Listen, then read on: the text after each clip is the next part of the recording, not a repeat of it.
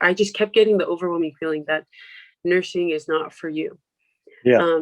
And so it's just like, well, I know I want to do something science-based. And so I remember calling my parents, and my dad just thought it was the dumbest thing for me to change from a nursing student to like any, like just sort of a broader aspect of a major. And so he was like, you know what, you should be a principal of a school.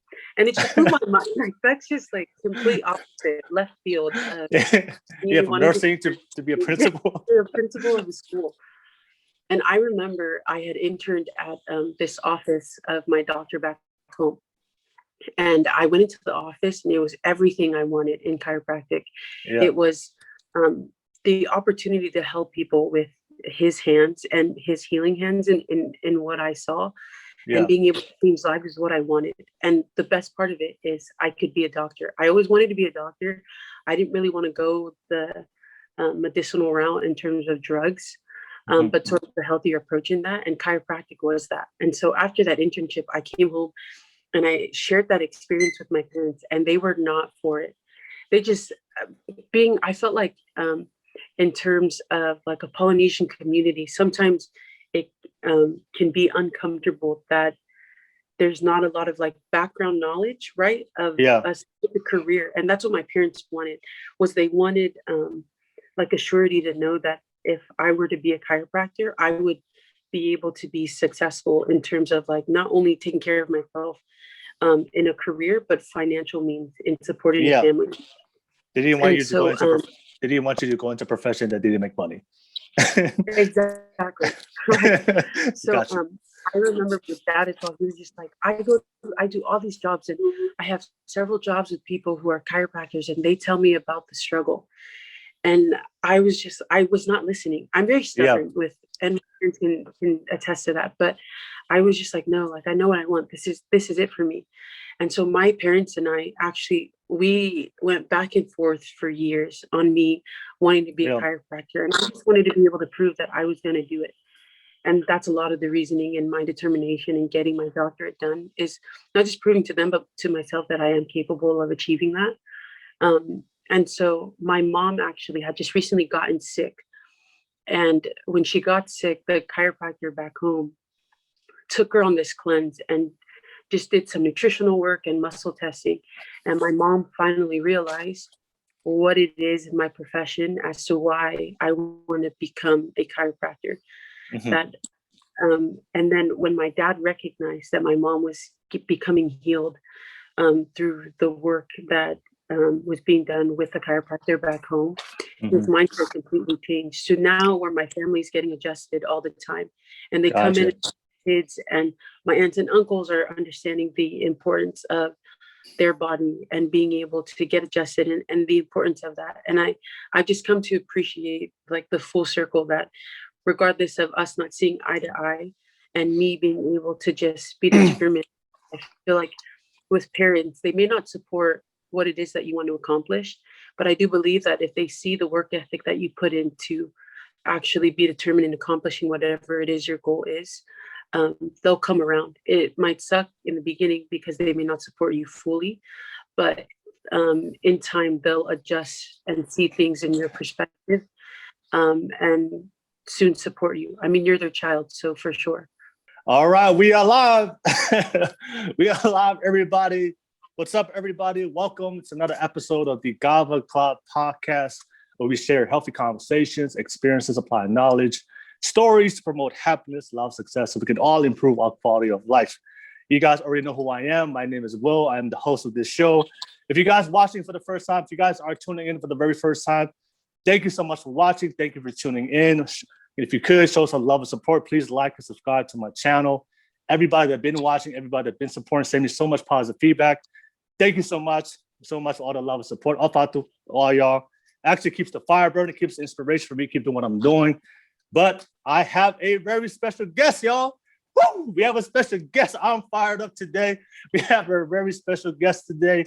I actually met her for the first time at my local home ward YSA.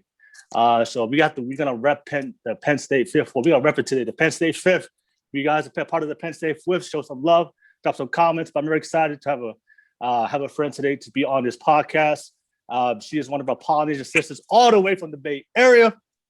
She is graduated. She graduated with a bachelor's degree with her BA in kinesiology and biology. She's part of the doctorate program for grad school right now. And she's a hooper, y'all. She hoop. So all those fellas out there, she can hoop around you. Better watch out. Better watch out. I'm just joking. But I just want to say directly to her, thank you so much for this opportunity. Thank you for joining me today to be on this show and have her share her life story for all you guys that's watching and at least help you guys in your life. So, but I'll allow her to introduce herself real quick. So it is all you. Sweet. Hi, you guys. My name is Rachel Pau'u. I am 24 and I'm currently residing in the Bay Area. I'm just super excited to be able to share my experiences with you guys and just grateful that Will has offered this experience for me as well. So thank you, Will. All right. Thank you so much. I'm ready. I am ready. Been waiting for this day for a long time. All right. So, I guess we'll start off the podcast. And a lot of people that's watching on my show, they don't know who you are. So, can you give a quick synopsis of your life story, your background, and how did you grow up? Sure. So I am one of 7. I have a few siblings that live in Utah, one in Vegas, my sister in Maryland, and then I'm here in the Bay Area. I grew up loving sports, eating a ton, and loving education for sure. I'm really big on education, and that's one thing that I definitely will focus on in the podcast and in the discussions as to why I'm so passionate for it. Mm-hmm. But just a few things in background of things that I want to introduce myself to as of right now, and then as we discuss, I feel like I'll be able to discuss more of my life in just our conversation. Yeah. Okay. Nice. So I know when I did the big introduction for you, I mentioned there was a lot of things I said about you, So for me, I'm always interested in hearing people's experiences because everybody knows the purpose of the show is empower, encourage people to do better, right? So you've graduated with the bachelor's degree, with the BA in kinesiology and biology, doctorate program. For me, I'm always really into. I'm a very practical person. I like to be very, very practical in my life. And if you look at the numbers and you're Polynesian, there's not a lot of Polynesians graduating. If you look at the percentages, right? That's graduating, not only graduating college, but graduating with the bachelor's in kinesiology biology and also going into grad school. So I'm a big, just like yourself, I'm a big advocate for education. So I'm interested, how, your path, what were the things or the events or the things that led you to the path of accomplishing the things that you've accomplished in your life? I'm just very interested to hear that part of your life. Great. Thank you for that question. For me, to be able to discuss more of who I am, I feel like I have to give a synopsis of who my parents are. Yeah. Because that entails exactly who I am. So my mom grew up in Tonga. She moved to New Zealand and then they lived in Australia. Mm-hmm. She went back to Tonga and she finished a church mission and then moved to BYU or to Hawaii to go to BYUH. There at BYUH, she met my dad and got married and had my brother. And then they moved to SoCal, Orange County specifically. Now, my mom, being the oldest of 8, my grandparents they had just such a high standard for her. And she believed that she needed to accomplish those standards and knew that she was capable of doing so. And so she went back to BYUH and she finished her BA at BYUH. Once she finished, she moved back. She had my brother and myself. And for her, it wasn't enough to have her BA. She was just always determined to keep going. Okay. And so she went and she got her master's at Cal State Fullerton in history. And it always blew my mind because for my mom to have been able to just raise us as kids, to not have any siblings there, parents, let alone support. I mean, I know that she had us as kids and my dad and his family, but for her to be able to be determined enough to just keep going without really having her own family there to encourage and be there for her, blows my mind. I mean, just her work ethic to keep going. She, I know the story of her when she was exhausted during finals or even studying, she'd soak her feet in ice so that she'd stay awake to just get the assignments and everything done so that she could graduate. And I feel like this fuel that she had and the standard that she set for herself because of her own parents is my reasoning and the feel that I have to keep going. And with my dad wasn't able to finish at San Jose State. He probably has maybe one credit left before he does get his BA, but he has the work ethic in sense of being an athlete. And so with him, my dad was able to go to San Jose State. He knew the talent that he had, and he was able to go and play professionally in the league. And just that work ethic and that determination, because he knew of the importance of education. He had this quote that said that your mind lasts longer than your legs. And so even with the talent that my siblings and I have in sports, it was never enough. He always wanted to make sure that we were so big on, and our focus was in education, that if we had all these accolades, it didn't matter because we were going to go to college, we were going to graduate, and then we would have a career. It wasn't enough for us to just go to high school and then come back and not know what we were going to do. They were determined in us being successful. And so as a kid, a few things that my parents did, they were very strict with us. We were only allowed to go outside. There was never really any TV time. My parents made sure that we didn't really watch a ton of TV. We had to memorize the multiplication chart up to like 13, sometimes even 50. And you had to, when they got home, you had to know it and be able to read that off with like just by the back of our hand. We had an hour of reading every single day, sometimes an hour and a half, depending upon, a parent's mood. We had an hour of piano every single day. And then we were just outside the rest of the day.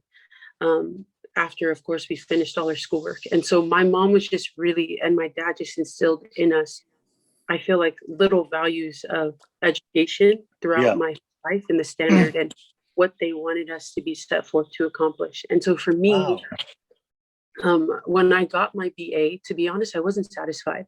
I didn't even want to celebrate the graduation just because I felt like, well, everyone gets their bachelor's, like who cares? But my actual celebration, like what I'm actually focused in on and celebrating just for myself and my own accomplishment, is my doctorate program.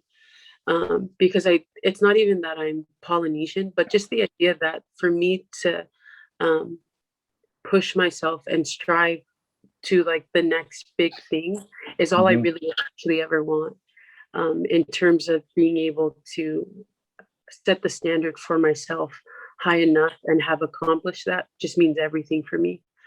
And so I am grateful for my parents' work ethic in telling us and pushing us on those days that we really didn't want to study, or not giving us really an option, because for them, just not going to school wasn't enough. And for us to be successful in a career, they knew that that was the first thing we needed to do, regardless if we would struggle financially in terms of like not being able to pay for school. We would have to figure out a way to be able to do so. And there was no option in not going to school. We were going to be there. And so I accredit a lot of my determination, my will, and my work ethic to both parents because of their determination to get things done by themselves and then even together. Yeah. No, that's that's a great story, by the way. Shout out to your parents. especially your mom, just to put things in perspective of how hard it is. I know for a lot of people, you have to realize, like, for your mom to do something that most women didn't do at her time, right? And I don't know if this is true, but I can guarantee most people didn't really support her when she was trying to be, because when I talked to the elder Polynesian moms, most of them, like, they were just told to be a housewife. Don't worry about getting an education. So the fact that she knew her worth and she knew what she wanted and she pursued it and she didn't give up, that's really inspiring for anybody, especially women out there that's Polynesian. And I feel like your parents planted that seed within you, right? They planted that seed, and then of course through your efforts and hard work, you just manifested on yourself. and also with their love and encouragement. So, and that's something I always, I love that quote, by the way. You know, our mind lasts longer than, than our feet. That's really powerful too. And I feel like within the Polynesian community, that's something that I always believe that, you know, I feel like one of the things that hold us back, and I know we're gonna go into later, is education, right? You know, there's that quote I always love when I hear like successful entrepreneurs, I always say, you know, there's a difference between being poor and poverty, right? You know, you can, if you know, there's a difference between being broke and being poor. Like you can fix broke, right? You can fix broke, but you can't fix somebody that their mindset that they believe is poor. You know, so if you want to change anything, then all you gotta do is change your mindset. And you know, those parents that come from, that doesn't matter where you come from. If you teach your kids to see things differently, then they have the opportunity to pursue better things and break that chain, right? And which is kind of cool for me is like your parents set that precedent. You know, they formed those values, and you guys are just carrying it on. You know, to the next generation. I know we're gonna do the same thing. So that's pretty cool for me. So I do want to ask you, because this is something I always hear from a lot of people. So I know they planted that seed within you. They gave you that path. When, and of course you pursued it, but at what point in your career or in your life that you felt like, okay, this is what, I know your parents planted it, but then you realize, no, this is something I really want to do? Because one of the biggest things I hear from a lot of Polynesian kids is their parents putting too much expectations on them. Right. So this is I feel like this is a great conversation we can have. So like their parents say, you know, go to school, get a degree. And then what their parents want may not necessarily align with what they want. So I wanted to ask you, so was there ever a point in time in your life you felt like, you know what, this is probably not me? Or did you realize that, you know, I know this is what my parents wanted, but then there was a point in time, you know, but this is actually what I want. Yeah. Like, did you ever have that inner conflict conversation of, because you know that's what your parents wanted for you, but then did it get to a point when you realized you asked yourself, is this something I really want for myself? And then how did that, and what decision did you make? I'm interested to hear that part. So as a kid, my dad always, like, you always aspired to be like a doctor or a lawyer or whatever. And so I actually wanted to be a nurse. Chiropractic was really in my vision field. And so when I wanted to be a nurse and I was in my undergraduate program, nursing just did not stick with me. It was it's funny that I say it was too much science and I'm trying to be a doctor, but it was a lot of science at the time that I didn't want to overwhelm myself with. And so when I had participated in internships, I just kept getting the overwhelming feeling that nursing is not for you. And so it's just like, well, I know I want to do something science-based. And so I remember calling my parents, and my dad just thought it was the dumbest thing for me to change from a nursing student to like like just sort of a broader aspect of a major. And so he was like, you know what, you should be a principal of a school. And it just blew my mind. Like, that's just like complete opposite, left field. From nursing to be a principal. A principal of a school. And I remember I had interned at this office of my doctor back home. And I went into the office and it was everything I wanted in chiropractic. It was the opportunity to help people with his hands and his healing hands in what I saw, and being able to change lives is what I wanted. And the best part of it is I could be a doctor. I always wanted to be a doctor. I didn't really want to go the medicinal route in terms of drugs, but sort of the healthier approach in that. And chiropractic was that. And so after that internship, I came home and I shared that experience with my parents, and they were not for it. They just I felt like in terms of like a Polynesian community, sometimes it can be uncomfortable that there's not a lot of like background knowledge, right, of a specific career. And that's what my parents wanted, was they wanted like a surety to know that if I were to be a chiropractor, I would be able to be successful in terms of like not only taking care of myself in a career, but financial means in supporting a family. They didn't want you to go into a profession that didn't make money. Exactly. Right. So Gotcha. I remember with dad as well, he was just like, I do all these jobs and I have several jobs with people who are chiropractors and they tell me about the struggle. And I was not listening. I'm very Yeah. stubborn with, and my parents can attest to that. But I was just like, no, like I know what I want. This is it for me. And so my parents and I actually we went back and forth for years on me wanting to be a Yeah. chiropractor. And I just wanted to be able to prove that I was going to do it. And that's a lot of the reasoning and my determination in getting my doctorate done is not just proving to them, but to myself that I am capable of achieving that. And so my mom actually had just recently gotten sick. And when she got sick, the chiropractor back home took her on this cleanse and just did some nutritional work and muscle testing. And my mom finally realized what it is in my profession as to why I want to become a chiropractor. Mm-hmm. That and then when my dad recognized that my mom was becoming healed through the work that was being done with the chiropractor back home, his mindset completely changed. So now where my family's getting adjusted all the time and they come in Gotcha.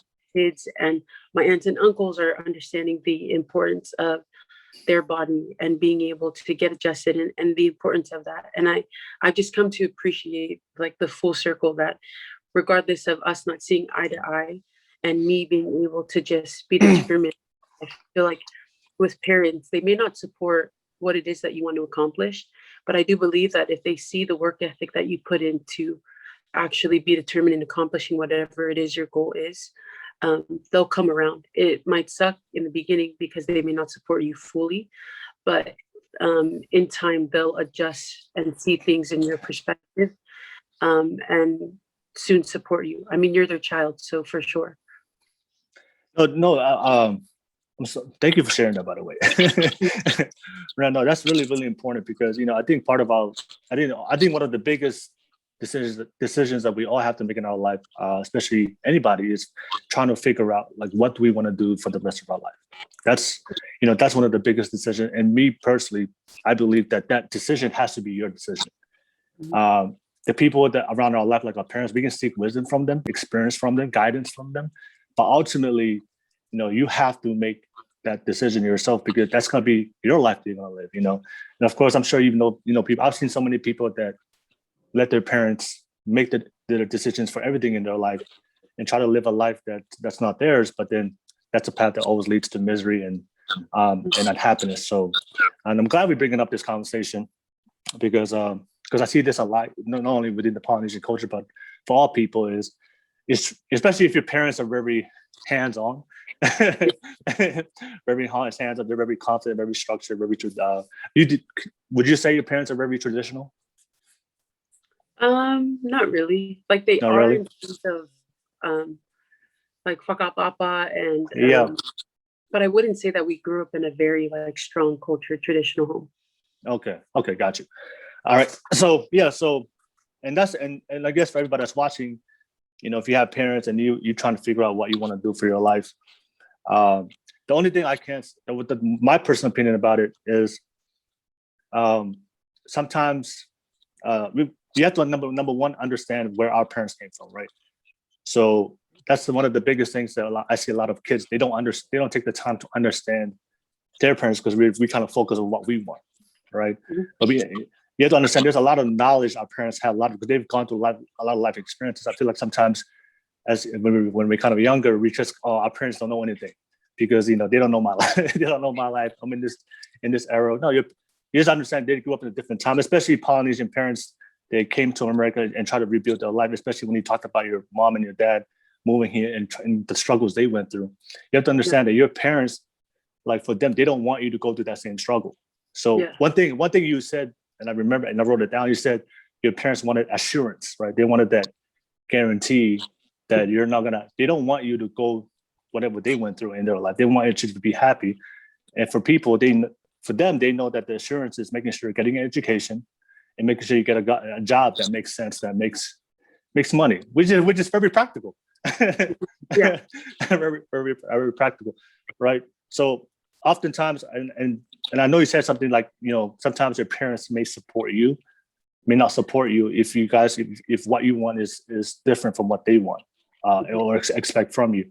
But I want to ask you this, and I'm interested to hear your thoughts, because that's something I always hear from a lot of people. You know, my parents don't support me, and that's why I always believe, you know, whenever you have a conversation with somebody, before you judge somebody, take the time to understand their perspective of where they come from, right? But I want to ask you, I feel like when people say my parents don't support me, is there a difference between, I feel like there's a difference between they don't support you and they don't support what you want. Does that make sense? Yeah. Because I feel like people, when somebody disagrees and somebody doesn't, or your parents don't agree with you, people take it personally. Oh, they don't support me, and then all these negative feelings come up, and then it's a battle. But for me, I have to always take the time to be, wait, my parents, they support me because I'm still their child. They love me, but they just don't support what I want. And then and of course that alleviates like my negative feelings. Oh, my parents are hater. People don't love me, and that allows me to understand my parents, where they come from, and then we can have a healthy conversation. I feel like a lot of times now, kids, as soon as their parents disagree, they just say, "Oh, they don't support me." No, they just support you, but they just don't support what you want, because they don't understand the decisions of why you want to do it, and then you have to explain that to your parents and paint that picture. You have to paint the picture for them. This is why, and like you said, once they saw the picture of the value of chiropractic, you know, you can help them with whatever the issues they have with their body. They finally saw the picture for this makes sense. Chiropractic makes sense. Good job, daughter. Good job, Rachel. Because they see the picture. Like people, we need a vision. We need to see. And that's just my opinion about it. If anybody that's watching, you have to, if you're dealing with the parents that come from a different generation, if they don't agree or they don't believe in what you're doing, it doesn't necessarily mean they don't agree or believe within you. They just don't believe in what you're trying to pursue. And you have to paint that picture through healthy communication. Talk to your parents with love, respect. You know, don't be disrespectful, right? But I just wanted to add that to anybody that's going through any kind of similar experience. But I wanted to ask, does that make sense? If they don't support you. They don't support what you're trying to do, but that doesn't mean that they don't support you, because you're still the daughter. Does that make sense? Yeah, sure. I'd agree completely. Do you feel like, do you often see a lot of people or friends that their parents have like expectations for them, and they take, and that's not necessarily something that they want for themselves? I think that, like, in the beginning for me, when my parents are holding me to a standard I wasn't prepared for, it wasn't that they didn't support me, right? It's just that I wasn't comfortable in reaching the standard that was set at such a young age that they were told to like accomplish. And so I totally get, I love that you shared that in terms of, it's not that they didn't want to support you, it's just that they didn't necessarily they don't understand what you want, what you're trying to do. Doing because they didn't do it. And I'd agree with that for sure. And so sorry, someone was trying to call me, but I love that, because my parents definitely, because of the standards that they set for me and what they knew that I was able to accomplish, they saw things in a bigger spectrum that I didn't see for myself, and I am grateful for that. I'm glad you shared that, because I feel like that's one of the things that I do see for a lot of Polynesian kids or people in general, is like whenever your parents have expectations on you or have things they want to do for you for your life, but then you may see something different, and a lot of people don't know how to handle that in the best way possible. So I made a lot of mistakes with my own parents, but so I'm just offering this for everybody out there, you know, because one thing I do know, your parents love you, you know, even I know when it comes, so you just understand they just come from a different generation and see things differently. So you have to just communicate with them and show and paint that picture for them. Okay, so you finally graduated. Got your degree. You want to become a chiropractor. Because a lot of people watching, they don't know what chiropractic is. So, and of course, I remember we were talking before the podcast. I thought chiropractic was like massaging, but I know you corrected me. You corrected me. So everybody that's listening, can you just give a quick explanation of what chiropractic is and the benefits of our body, and educate people like myself that have no idea what that is? So in terms of what chiropractic is, it's us as individuals, or for those that are studying, we get the opportunity to be able to assess your body and recognize things of what your body might lack. And instead of giving you sort of medication to help aid in that, we believe that the body's capable of healing itself. And that's actually one thing that I love. Well, actually, I'll explain that. But the body is capable of healing itself. And if we allow that opportunity for the body to do so, sometimes, so within the body, right, your brain is the ultimate communicator. Your nervous system is what's able to communicate specifically to the brain what is going on. And so if there's ever an interference in the body, in terms of like, you may not be feeling well, you're not sleeping well, that interference after an adjustment and what we're able to align the vertebrae with one another, your body is able to maintain its state of homeostasis and specific balance. And so that's one thing that I appreciate, especially within our culture. I felt like in Tonga, right, if you don't have all these accolades of medicine in terms of like x-rays and machineries, one thing that I know that back in the past is they were able to go and get plants or be able to create things in terms of like herbs to help use over specific cuts, to help mediate whatever pain that you were feeling. And so in terms of chiropractic, that's our approach, is more of a holistic approach, that we aren't offering drugs as like a temporary fix, but we know that after each adjustment or the opportunity to remove that interference within the body and have that set for you, that your body is able to return and function in its optimal state. So you when it comes to chiropractic, you guys have the opportunity to prescribe medicine or herbs? So we prescribe, or we give supplements. Okay. Instead of like prescriptive drugs. Okay. So what's something that you learned? When you were pursuing chiropractic, something that people do now that's probably not good for their body, that you learned that we should not do? Posture plays a huge role in knee pain or anything. Sleeping, the way you sleep, the worst positioning in sleeping is on your stomach. Why is that? Because it's the worst thing for your spine. Your spine has a specific curvature, and so you sleeping this usually, so the best positioning in sleeping would be on your back. On your back, okay.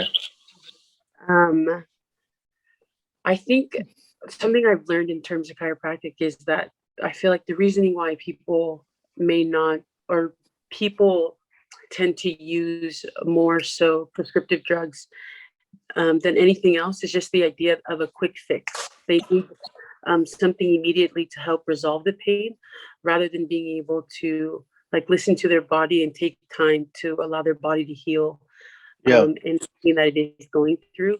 But because we are on this consistent like go, I feel like the idea of a quick fix is just necessary for society. Gotcha. Because one wants to slow down. And when we slow down, it's the idea that, well, how am I going to pay for this? Or what am I going to do for this? Who will do this? And so I get why a ton of people are more interested in in prescriptive medication. It's just a quick fix, but it really doesn't. It's really just a band-aid over the issue, rather than being able to address and assess what's really going on in your body and being able to do that as well. Yeah, so pretty much like what you're saying is like chiropractic is like learning and like disciplining and mastering one's body. Does that make sense? Yeah. No, it's funny because I actually believe it actually makes sense to me, because for me, I do believe if you our body has a big impact to how we think and how we feel. And a lot of people don't realize that. Whenever I think, Tony Robbins? Tony Robbins, the motivational coach, speaker. Uh-huh. Yeah, right. Uh-huh. Yeah, so I'm a big fan of his, and one thing that always resonated with me was he said something like, there was a guy that asked him a question, I want to change my life. What's the first thing I should do to change my life? And Tony Robbins said, just master your body. He said, if you can change your body, improve your body, your mind, your emotions will follow suit. It's really hard to be positive. You can read as many positive books you have, but if your body is unhealthy, and your body's unhealthy, it's not moving, it's really, really hard to be positive. He said you have to make sure that your body follows, is in a healthy state. If your body's moving, you talk about posture, right? You talk about posture. I was reading something on a study that, if you, I practice it today, that whenever I talk, I always make sure I talk with my chest up and my spine up. And then when I put my chest up and my spine up, I actually feel more confident. But when I'm like when I'm crouching and I'm like just, I don't feel as confident when I speak. And it's crazy. If anybody was just watching this, you could do a lot of research on it, on the difference of how you feel and how you think when you start working on your body, strengthening your body, and making sure you become more healthier. Because you can read and have a very positive mind and very strong emotionally, but if your body is not in a good position, if you're unhealthy and it's hurting, then it's really, really hard mentally if you're not taking care of your body. Is that in the same alliance with what you're trying to do with being a chiropractor? Yeah, for sure. What's something that you practice every single day that's like your favorite thing that you learned?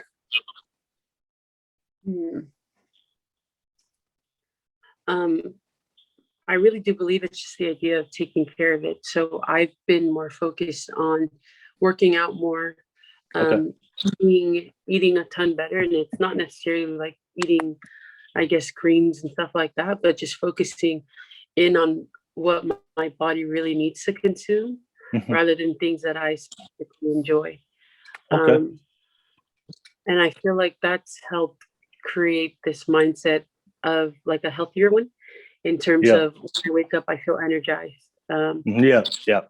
Patience and stuff like that improves because I feel like I just have this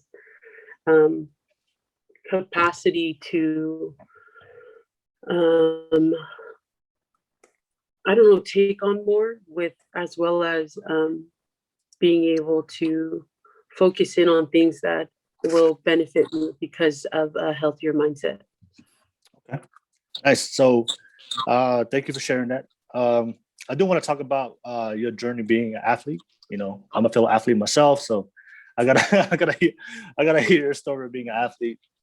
And the reason why I believe I forgot which podcast it was. I feel like you said that there was a podcast about a lot of men now are not. They're talking about like how women are more. There was a study that said women are graduating more, men are not graduating more in today's, if you look at the data, and there's a lot of men that's struggling. We're finding out their life, and there was this guy that was speaking who was saying that the reason why we have to find we have to challenge ourselves. Pretty much that's what he was saying. If you don't challenge yourself, you don't put yourself in situations adversely, then you won't improve as a person. And especially for a lot of men now, they're not being assertive and being dominant and going out there and pursuing a goal, pursuing their purpose and their passion. But I wanted to ask, that's why I love athletics. That's why I love when I did play football. It had a big impact to my life as far as competing, my competitive nature to be the best version of myself, to handle failure, adversity. Those are on teamwork, consistency, of course, being healthy. So those are all the lessons and principles that I learned from being coachable. Also, I learned from my athletic career playing football. That's kind of translated to who I am today, and part of my self-identity. And I still use a lot of those principles and lessons I used growing up. And I feel like for me personally, if I didn't go through that phase of playing football and all the things I learned, I don't think I'll be where I am today and be the type of person I am today. So I'm just interested in your path of being a hooper, What did you learn from it? What did you take from it? And how did that also evolve in your self-identity as a woman today? I feel like sports in general brings a ton of things that can be implemented, whether it's life, it's a job, a career. Yeah. As an athlete, when you're placed in leadership positions where you're asked to step up, of being the first one and you feel awkward, or you're asked to, not even asked, but you feel impressed to just share conversations that might not be comfortable with teammates, but it's to help them be the best that they need to be. I just feel like those opportunities where I've been able to do so have helped me just in life, because those opportunities where I felt uncomfortable to talk to someone, I've learned how to be a better communicator. Like if I didn't address the situation well enough, my teammate would be able to share with me that, and I wouldn't take it personal, because it's only helping me to strive to be better. The opportunity where I get to have teammates and we get to rely on one another and not just be so dependent upon myself. I in turn can use that in the classroom, where I can be able to work with classmates and we can be able to accomplish our goals together in terms of what we're all striving to become. And so I really do appreciate sports, even when my coach is yelling at me. Yeah. Because I didn't do a job correctly. I've never taken that to heart, especially because my parents, I mean, after games, they just yell at you when you're not doing. They remember those times of what we didn't do, what we needed to help our team in the best successful position. And so those times where even when I'm training with my dad or my mom and she grabbed shagging balls for me, it's just the idea that that work ethic and the mentality that I have in my mind to just strive to push myself has helped me in more ways than I can imagine, in terms of like my study habits. Like I know that when I'm running, I have this thing where I talk to myself in my head. And when I'm exhausted, I'll say, you have all this time to rest. Like, there's no reason you should be resting as of right now, like just a few more. And then when I get to where I told myself I was going to get to, then I'll keep going past that, because I don't feel like I've exerted all the energy that I have. And so when it comes to school and having that same mentality of, okay, you just accomplished this and this, now you need to focus on this. And if my body is dead, or if like my brain is dead, then I'll push myself a little bit further, and then I'll give myself a quick little break and then go back into it. And even if I feel like my mind is not capable, I will tell myself that I'm capable, and then out of nowhere, and it's just able to retain and keep retaining more and more information. And so I'm just grateful that I am an athlete in that sense, because of how that's in turn helped me as a student now. Because I felt like at the beginning, that's all I was really known by was like I was Rachel and I was good at this sport. But now, like I know that I'm more than an athlete. Like I know my character and I know the standards that I hold for myself. And so I'm not defined by those qualities, but those qualities and those characteristics that I learned from that specifically have now pushed me further to obtaining something that I am now striving to set forth for as a goal. Yeah. And I think that's, for me, like being an athlete, I feel like the biggest lesson we learn is how to overcome tough situations. How do we overcome adversity? And, I feel like for a lot of people, they struggle because they can't handle failure. They can't handle embarrassment. They can't handle any situation that they're not in control of. And if you're an athlete, you always test it. You're always tested every single day.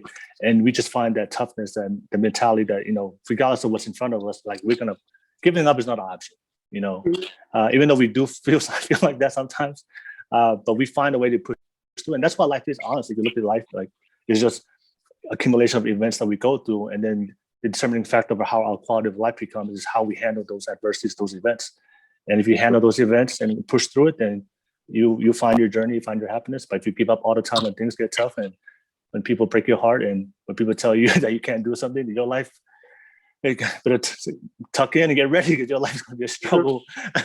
You got to struggle. Like at some point in time in your life that you have to fight back and stand your ground. And that's why I love any kind of what doesn't have to be sports, but anything you do in life that helps you, that pushes you. to compete and not just settle for being like the person you were yesterday. Do you have any funny stories of, embarrassing stories of your career? Event or something happened in the game or something that was really struggle, adversity, it was embarrassing, but you found a way to bounce back and and kept on going.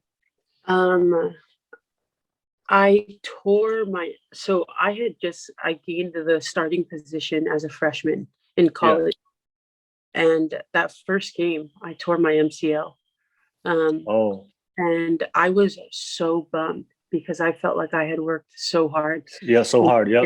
Position. And so when I came, like throughout the process of my PT and everything, I just didn't have I lost my work ethic and I lost the joy in it.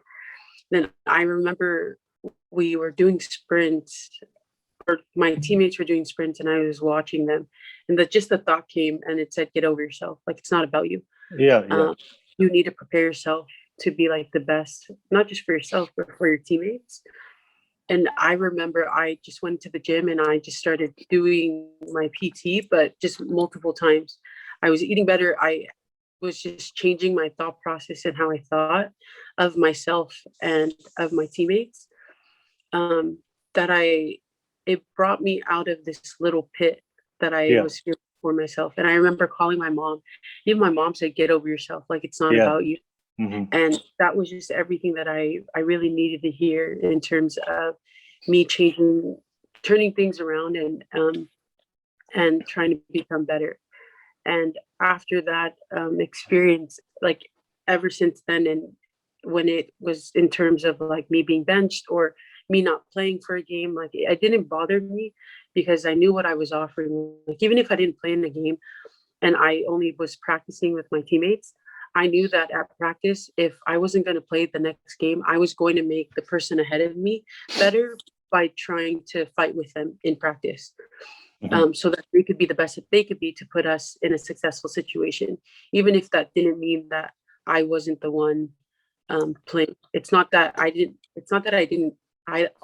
lacked anything, but more so the opportunity that I could make my teammate better for that situation ahead. And so I was really grateful for that experience. And can I share one more? Yeah, of course. Yeah. So I got offered to go play pro overseas. And when I had shared this experience with my parents, they'd actually offered me a good amount of money. Yeah. And when I had sat with my parents, I was like, gosh, like that's great. Like, I mean, why wouldn't I want the opportunity? Yeah. And then my dad was like, well, what are you going to do career-wise? And I was just like, well, I'm going to be a chiropractor, obviously. And he was like, I remember just sitting there and having that discussion with them. And they said, well, the decision is yours ultimately. But if you're going to further your education, you should really sit there and ponder that. And so I was really thinking about it. And I was just thinking about, I had two great choices. Yeah. One great choice was to go play pro overseas. And then the other choice was to continue in my doctorate program. And I remember I was really just trying to figure out what the better choice was. And then COVID hit. And then we weren't even allowed to just go train. Yeah.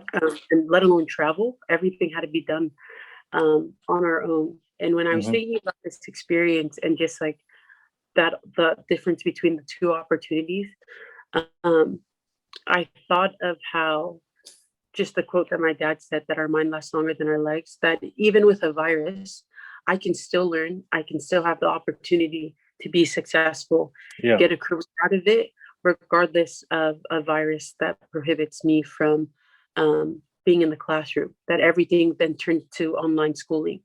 But for COVID, with like being an athlete and sports, in terms of sports, that immediately after a contract, even if I were to sign, like who's to say I don't get injured and then I lose the money?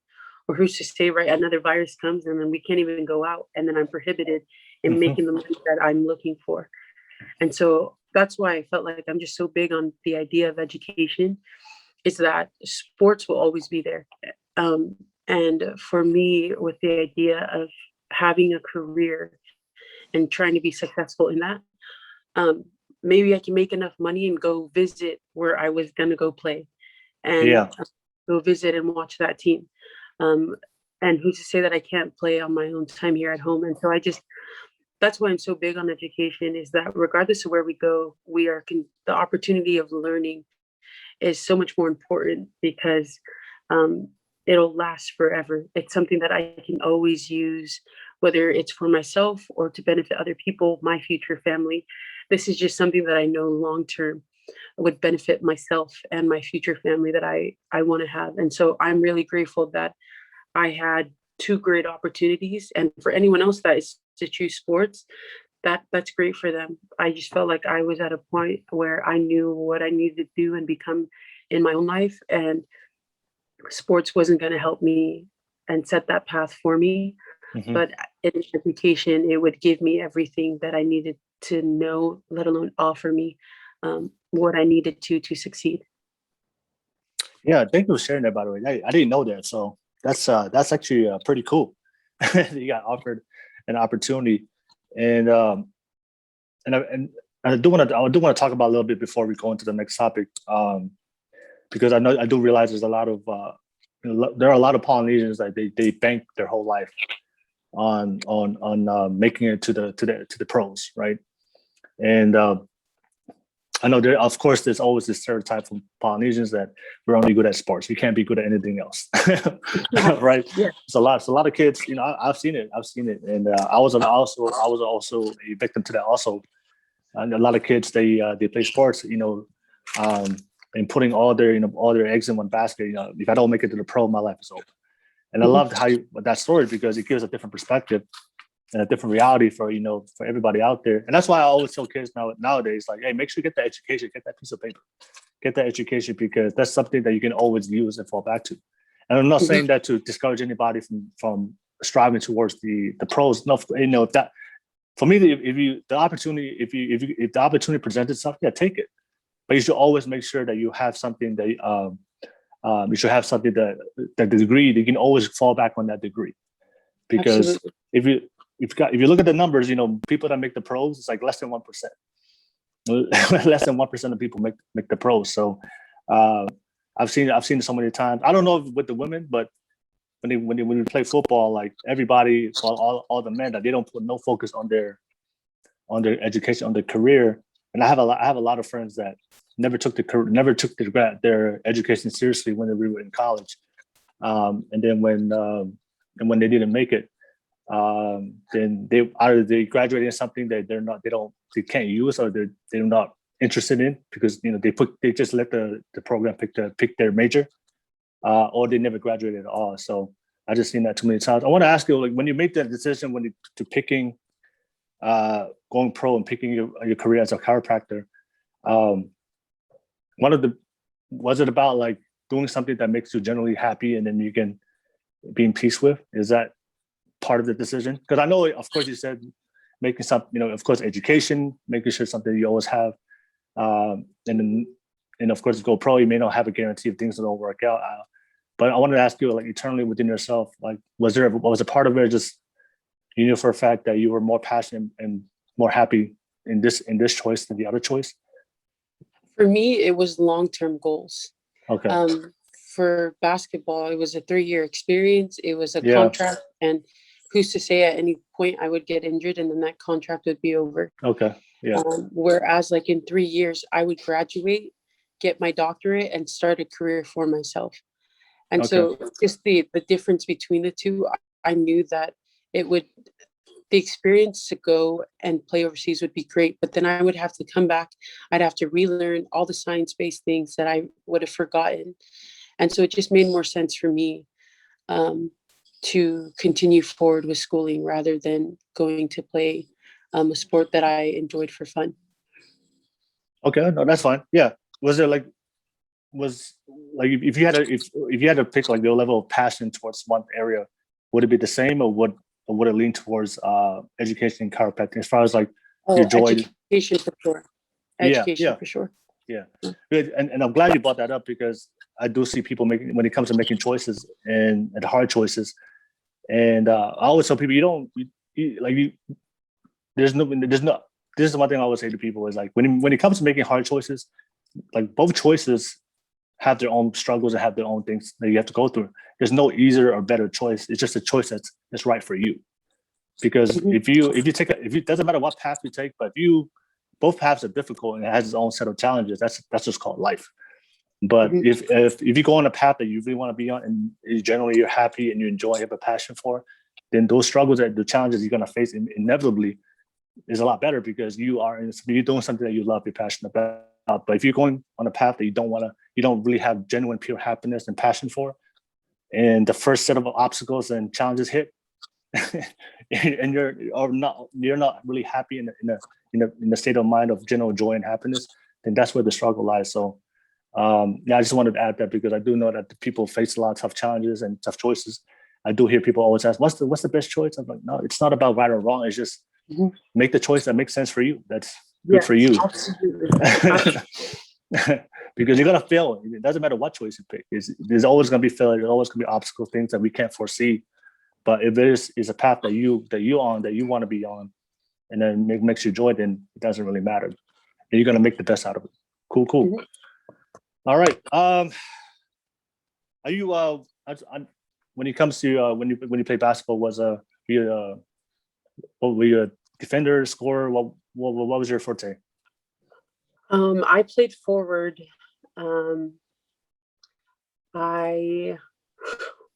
I could score, and I was like I loved defending. Like I loved being able to prove that no one could score on me. Oh, okay. All right. So you have to score. Who's your favorite basketball player? Kobe Bryant. Kobe? Oh yeah, Kobe. Mamba mentality. Nice. Are you a Lakers fan? For sure. My teacher was also. My teacher was all right. Okay. All right. Nice. Laker fan. Like you already. All right. So, of course, you graduated, and now you're doing your bachelor program right now. I just want to ask you. I think this is one thing I always ask everybody. What was biggest, out of all the things you went through in your life, what was the biggest growth moment? Like which phase of your life that you grew the most, and why? I think the hardest part would have been my sophomore to senior year in my undergraduate program.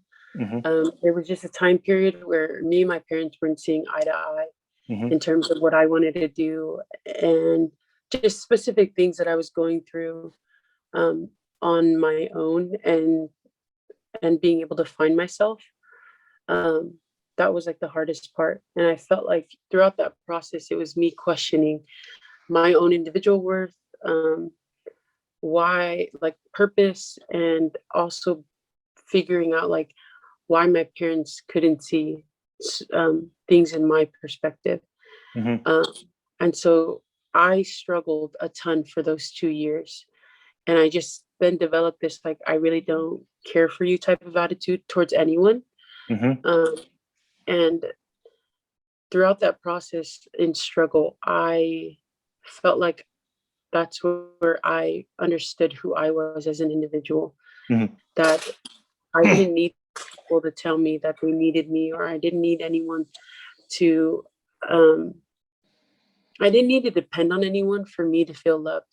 I felt like it was that opportunity of growth where I was able to sit there, question myself, question what it is that I felt, and really sit with myself and ponder upon these things as to why I felt the way I did, and going through and allowing myself to feel those things that I felt helped me in a ton of ways, process better and really learn more about me and understanding why it is that I respond the way I do to certain things. And so I felt like me finding myself and learning more about myself throughout that struggle is everything that I needed to do so that I can become what it is or who I am today. And so for me throughout that process and struggling, the way I was able to, I guess, endure that and get through it was my relationship with God, where I was able to just sit there, and for me to be able to find confidence in myself, I studied more about God's character. And I felt like if I could study who my creator was, then I Mm-hmm. could come to understand who I am as an individual, why it is that I have these qualities, what it is that I lack, and why is it that I lack that. Mm-hmm. And for me to go through that process with him and sometimes question him, but Mm-hmm. also know that like for surety that the answer would come in its own time. I grew in the best way that I could have for myself because I was able to just find confidence in him. And the confidence in him is everything that I needed to find confidence in loving who I am. And regardless of who comes in and out of my life, um, as long as I'm right with him, everything else would just fall into place. Yeah, that's actually, yeah. Thanks for sharing it. But yeah, that's why I feel like a lot of one of the biggest problems today for a lot of people that struggle today. A lot of people don't take the time to love themselves and find their own self-worth, self-identity, and because in the world of social media, we're just so influenced by all these type of thoughts, negativity. A lot of people get confused. A lot of people fall into the trap of worrying too much about other people think more than worrying about like your own thoughts and what you think about yourself. I see a lot of people, they worry about like if they want to make a decision before they make a decision for their own happiness or what they want, they'll ask other people first. Should I do this? Should I do that? It's like, no, that's a question. Of course, get knowledge and get the resources that you need to make that decision. But ultimately, that decision, you should always ask yourself and make that decision for yourself. So everybody out there, it's a good time. Take time. We don't always have to go through heartbreak or struggle to find out self-worth. That's a majority of the case, that when we face some type of adversity, we spend that time by ourselves and get that and get the healing that we need. But I always recommend to people, you don't have to go through some difficulty. Start working and be proactive, not reactive. Don't wait till something bad happens for you to take the time and work on yourself and heal yourself and empower yourself to be the best version of yourself. You can actually just do it right now and just be proactive. So when those challenges happen, you're in a good state of mind, you know your self-worth, and you have a great relationship with yourself, and it'd be easier for you to keep moving forward in your life. So thank you for sharing that. We're gonna dive into some of these topics. We got some good topics for everybody that's watching, and some of them are some hot topics, but we'll go into those topics. I know you did mention that you are very passionate about, I know you already talked about it already, but if you wanted to add on anything else, the importance of education, the importance of education, not only for people, but for also society, but also for generations. So I know you are Polynesian, and we had a mini conversation before the podcast of the struggle of why so many Polynesians don't try something new or elevate themselves into things that they're very passionate about, right? Because one thing I do notice, just based on my observation, because I grew up Tongan, I'm Tongan, I grew up in the Polynesian culture, in Tongan culture. I do realize that most people just keep repeating the same careers or the paths or the same behaviors and what they see growing up, within their family. So if you grew up in a family where everybody was doing, every culture, there's always a stereotypical jobs that most people do, right? When you think about Chinese people, everybody thinks about mathematics, mathematics, right? Yeah. When you think about, I'm not trying to be racist about anything, but there's always a stereotype that's always attached to every culture. So when people say Tongan, the first job that people think about is like yate, landscaping, working at the airport, baggage claim. And if you look at the numbers, most people that in my life and in my family, and also for women, it's like the caretaking. Yes. Caretaking. There's a lot of Polynesian Tongans that go into those jobs, and for me, it's really, I meet so many Polynesians all the time, Tongans all the time. They have so much potential, very intelligent, very passionate. They have what it takes. They have some kind of desire. They have some kind of gift, a natural gift that God blesses all of us. But they go into the same career that their parents went into, because then they'll really have the confidence to try something new or go or pursue a higher level of education. I feel like education is like the segue. It's like is the gate to any opportunity you want to pursue. If you, like you said, if you improve your mind, like your mind will last longer than your legs. earlier in the podcast. If you educate yourself, improve your mind, and because I believe life is all about perspective. If you think you're poor, you're probably gonna end up dying poor your life. If you think you're great and you think you can do great things, then actually that's how you see your life. Then you're gonna pursue great things, and actually if you put in the work, those things will manifest within themselves. So it's always just depends on how you see life. But you realize as you educate yourself, your perspective will also start to change. If you used to believe one thing, but if somebody introduced a different idea, or if you educate yourself on something else, then you will see your beliefs and your perspective will start to change into something else. But I want to ask you, in your opinion, in your experience, why you feel like for yourself education is important, and if you can tie it into Polynesian culture and how that can make an impact within people, and especially for people that's trying to pursue, elevate their life and try new things. I think I shared a lot of the reasoning as to why just my parents being able to set that standard for me in education and me wanting the best for myself. I think if I were to address something different, it would just be the idea of I know that kids, once they graduate high school, they'll go to a junior college. And honestly, I think that's a smart decision. Yeah, that if you that's fine too. you don't get offered the scholarship to go to a JC, it's the cheapest way for you to be able to be successful in a 4-year, and it's cheap.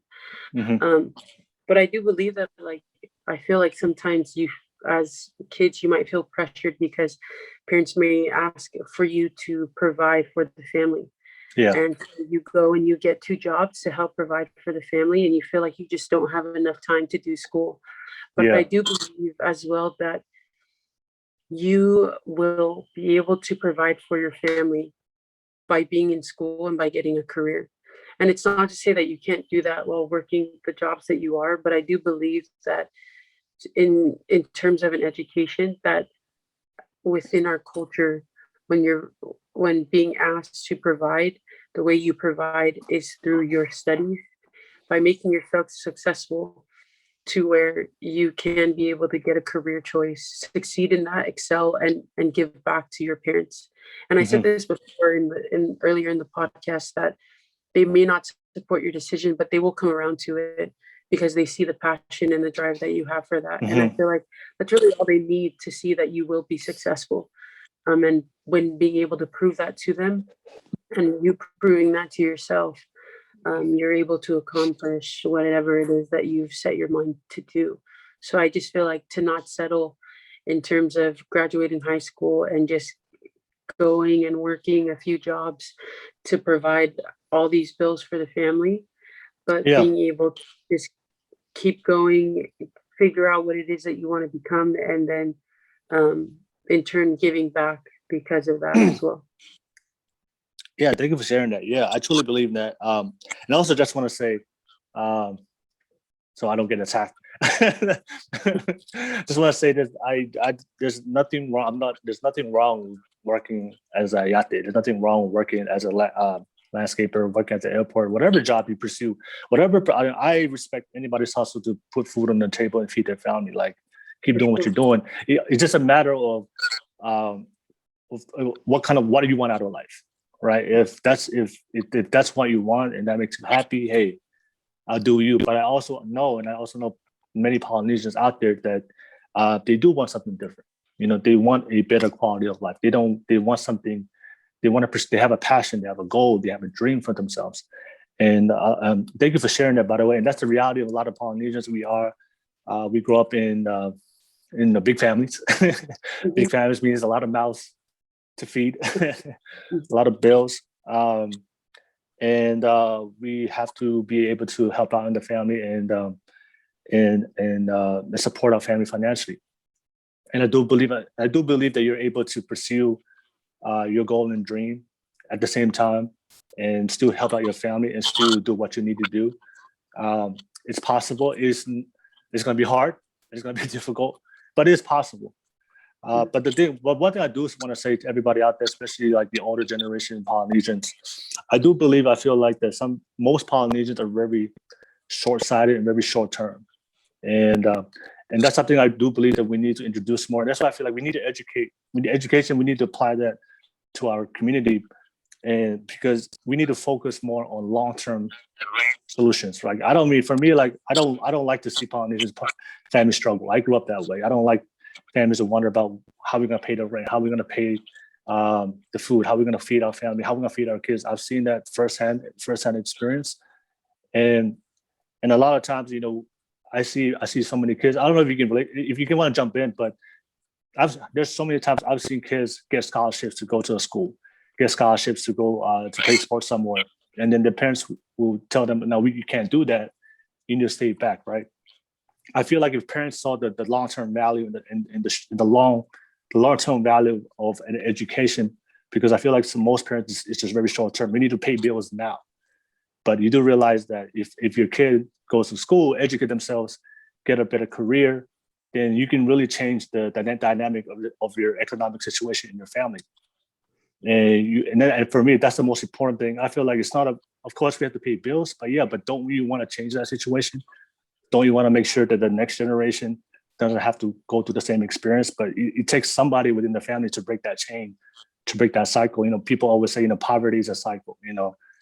All the things that we go through in the family, it's a cycle until somebody changes and breaks it by doing something different. You can't keep doing the same thing and expect, things to improve, the definition of insanity. So that's why I always say, having an education, that saying there's a difference between a job and a career, right? If you have a job, it's very limited. Like if you get a career, there's multiple opportunities to grow. And as you grow, there's like this different, then you have more opportunity to make more money financially, and then you can provide more for your family. And that's why I also want to encourage people out there that and then everybody's gonna make their own decision, but just see the value of education. It's a long-term investment that even though they may not be able to provide more money because they have to work at school, but do realize long-term wise, they have a better opportunity to get a better quality job and come back and take care of the family and take the family out of the struggle. But if we are limiting people's long-term opportunities for the fact that we want that short-term gain and sacrifice a long-term gain, that's when things become a cycle. I think one of my favorite quotes was like, people's, I can't remember. It's something about if you sacrifice, don't sacrifice long-term gain for short-term. Don't sacrifice long-term gain for short-term pain. Something like that. Like just whatever decision you make in life, always focus on decisions long-term, but don't always focus on the short-term. Did you want to add anything to that or? No, I think honestly you said it all. I just wanted to emphasize that I feel like in our culture, it's natural for us to have to take care of family because when you come from a big family, like it's never about you. It's always about taking care of the next person.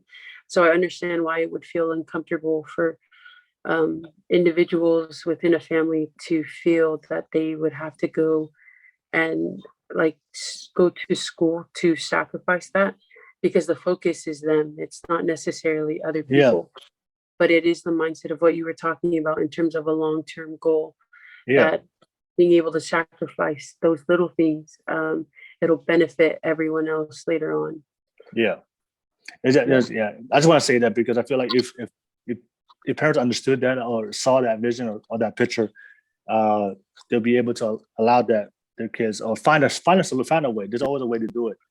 But I feel like, paying, I understand paying bills, but the long-term goal is making sure that you don't have to keep paying bills and keep being in the same financial situation over and over.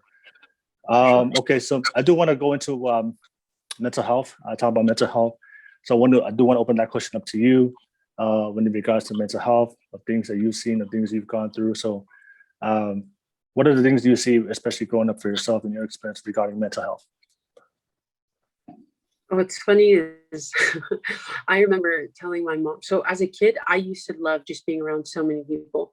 I would always bring random people to the house and just be like, Mom, I just met someone today. Like, this is so-and-so. And I was just always eager to meet new people. Now I'm like the complete opposite. I hate big crowds. I prefer to just be at home. It's not that I can't hold conversation. I can definitely talk to different people. but I've just valued the idea of being able to come home and just rest. And so I remember calling my mom one day, and she was just like, "Are you going to go to so and so's thing?" And I was just like, "No, I don't really want to be around a lot of people. It stresses me out sometimes." She goes, "Do you have depression?" And I remember laughing because I was just like, that was the immediate thought, Yeah. Because like I feel like this was like years ago. My mom would have just been like, "Sit, like that's low PC," and it's just like no. And for her to have just like addressed it and said that, like even asked that if I have depression, I just think of the times and how they're changing, where parents are recognizing sort of mental health and being more symptoms. Yeah. But for me, I just feel like in terms of mental health, I feel like the reason why my parents or Polynesian parents have been so strict and they hold values and standards is because of they know no different, right? Yeah, that's how they were raised. Yeah, if that's how they were raised and that's the things that they were taught, it makes sense as to why they continue to teach those things. And I do think that sometimes it might be difficult to break habits in terms of what kids feel they would find better like conversation in, whether it's communication and actually being able to sit there with your parents and really break down what it is that you're feeling and have them listen to you and you be able to listen to them. I feel like it might be uncomfortable and it is sort of hard to have that routine become something.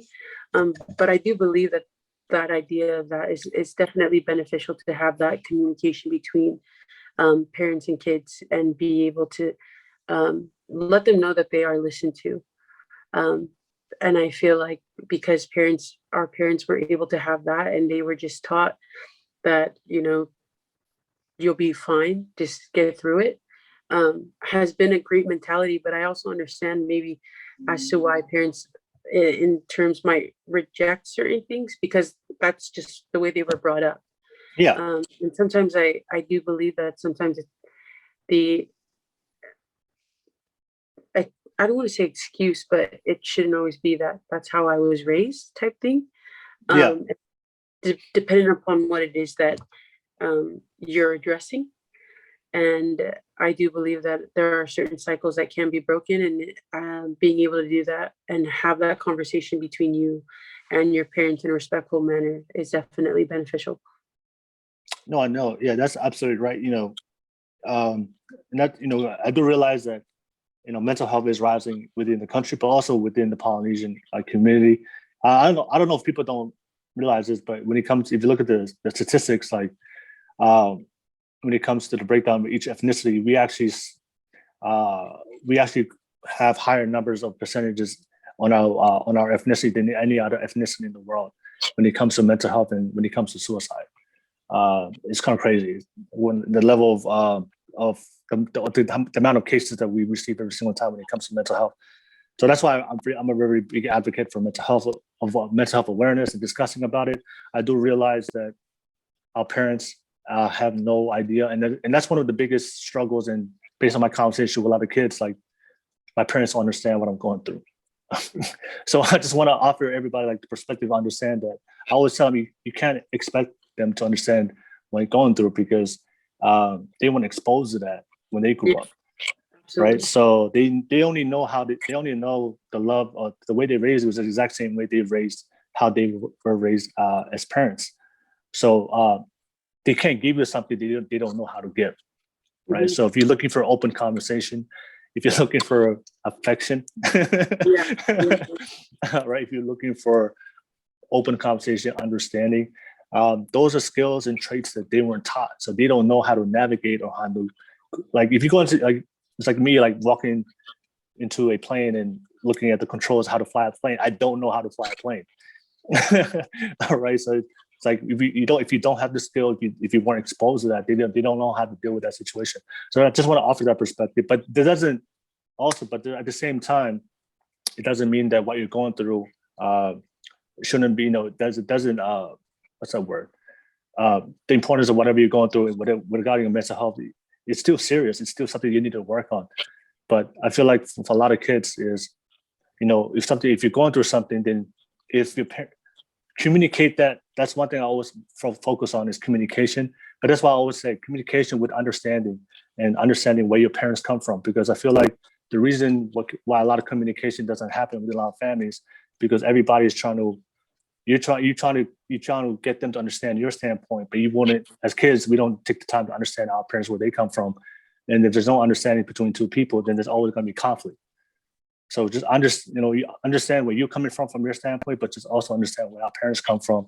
And for me, when I grew up in my life, once I understood how my parents are and how they were raised, it allowed me to communicate with them. Even though we disagreed in certain things, or they may not be understanding, I just knew that it wasn't like they weren't doing it on purpose.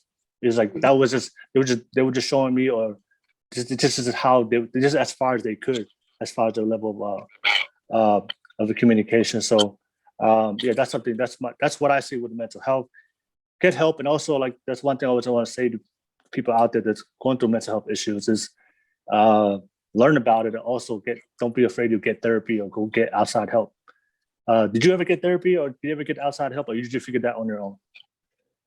No, I went and talked to the counselor when I was struggling with what I was going through my sophomore year.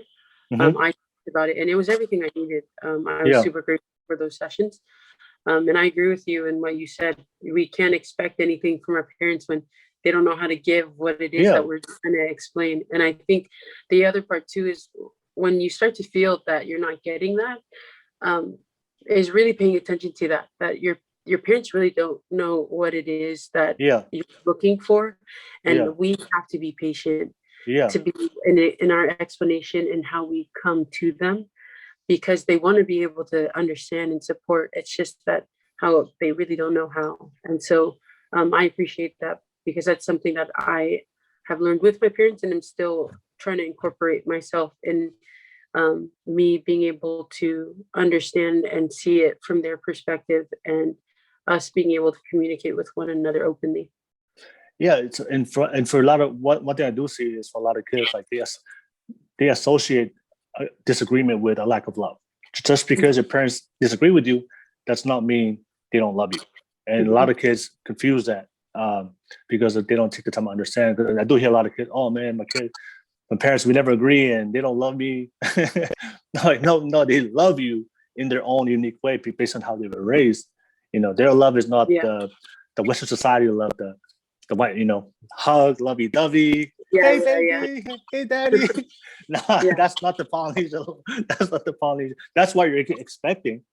And you're trying to project that expectation on them when in reality, you know how your parents are. They show their love in a different way. So we have to, if you want, like, this is what I always say to people. If you want people to accept you, you have to be able to accept them for who they are. And then come together through communication and find that common ground. But a lot of people nowadays, especially the younger generation, like they want their acceptance, but they're not willing to accept their parents. And that's where conflicts always happen. So just everybody out there, just understand where our parents coming from, and take the time to listen. Patient, like I love what Rachel said, patience. Yes, a lot of y'all ain't patient. But yeah, do get the help, and do get the help, support if you from your family, from your friends, and if you don't get that, then seek professional help. And because also just understand, guys, that when people are not educated in something, right, they're not probably gonna disagree with you, and they probably won't support you. That's how it is. So sometimes we may not get the support that we have from our own parents, from our families. So that's why, like I said, educate yourself, and if you have to, go seek outside help and get that help you need. But just understand, a lot of people have no idea about mental health. They don't know the symptoms. They don't know anything you're talking about. And also for a lot of people, there's a lot of broken people out there. You do realize there's some parents that are broken themselves, and they're going through their own shit. I guess, everybody's going through their own pain. So a lot of times we bring our pains to other people, but we don't realize that they're going through their own pains and they're trying to figure out themselves, right? And you add the fact that they're not aware about mental health. So just understand that also, that everybody's going through something. So sometimes if you talk to somebody and they don't give you the support, you don't know that they may be going through something also. Because I do understand that our parents, they have their own issues they deal with, but they never express that to us, to our kids. They never show their weaknesses. They never show their vulnerabilities. They just So just understand that also that we're all going through something. That's what I want to say. Anything you want to add to that? Mm-mm. Wait, were you depressed when you like looking back at it now? When your mom asked you, were you depressed? Were you really depressed, or you just no? No, yeah, What? no, I wouldn't say that I was depressed. I would say that I was just trying to figure out and process my emotions in terms of um, like why I was feeling certain things, Okay. and then being able to like learn about those feelings. Okay. So right now, are you a people person and not a people person no more? No, I'm really not a people person. No, no, No. no. Go to social events, meet new people. No. I mean, I don't mind meeting new people. I prefer to like I enjoy being home. I really Okay, don't go. gotcha. So, yeah. Yeah. Okay. All right. So you're like a homebody. Yes. Yes. I Hey, definitely. I feel yeah. It's just a different type of peace when you're at home. Yeah. All right, cool. So all right, so okay, I do want to move into we have some good topics we want to talk about. I know on the Kava podcast, I like to promote happiness, love, success, talk about topics and things you guys can take from this podcast and utilize in your life to help you guys be more happy and find love and be successful. And Rachel is going to help us out on those topics. So we talked about happiness early in the podcast, and I know for you, you talked about the importance of cutting people off in your life. You see on social media, everybody's trying to find their happiness. Everybody, but at the end of the day, we all want to be happy at the end of the day. But as you know, one of my favorite quotes is making sure that happiness is making sure you surround yourself with the right people. That also helps in our happiness. Even though happiness is an inherent thing that starts within, it comes internally. But it also our environment and who we surround ourselves with. We can't be at home all the time. We have to go outside the world and do socialize with people eventually. So you have to learn how to make sure you surround yourself with good people. So can you expand on that statement about cutting off people and trying to surround yourself with the right people? So I wanted to actually change that because I didn't mean for it to be more so cutting off. It's just so of embracing who comes into your life and who goes. And I feel like it's not necessarily that, like I remember just feeling this, and it's not necessarily of what I lacked, but in where I grew, in terms of circumstances that I had gone through, that I was a different person. And the peace that came in me becoming something new, didn't really match, I guess, like certain people in terms of who I was becoming. Mm-hmm. And it was unfortunate that we don't talk anymore. Mm-hmm. But them going and figuring out their life as I continue to learn more about myself and becoming what it is I need to become has just been a great process because I've met a lot of new people in terms of where I'm at now. Mm-hmm. And I have really embraced those who have either stayed with me, who have come, and even those that have left, because I can't say that there wasn't anything that I didn't learn, or even those experiences that I had with them that I really enjoyed, that I would take any of those for granted. Those were all experiences that I still remember, and those are experiences that were necessary for me to get to where I am in terms of like elevating myself. Mm-hmm. And I appreciate that. And I just feel like with individuals who are still learning more about themselves, if people leave your life, it's not that you lack anything. It's really you being able to find yourself and find confidence in who you are and Mm-hmm. not in your own individual worth because of who comes and who goes. Mm-hmm. And just seeing that as your opportunity to continue to move forward, that regardless of who leaves and the people who stays, just embrace where you're at, enjoy that journey of where you're at, and let those people know who are around you that they are loved. And there's no hard feelings for anyone that tends to just go on their own path, because maybe that's the journey that they need for themselves and even finding themselves. So for you, so you say do you cut people off or do you just distance yourself from them? What's your method? I'm more of a I will distance myself. Yeah.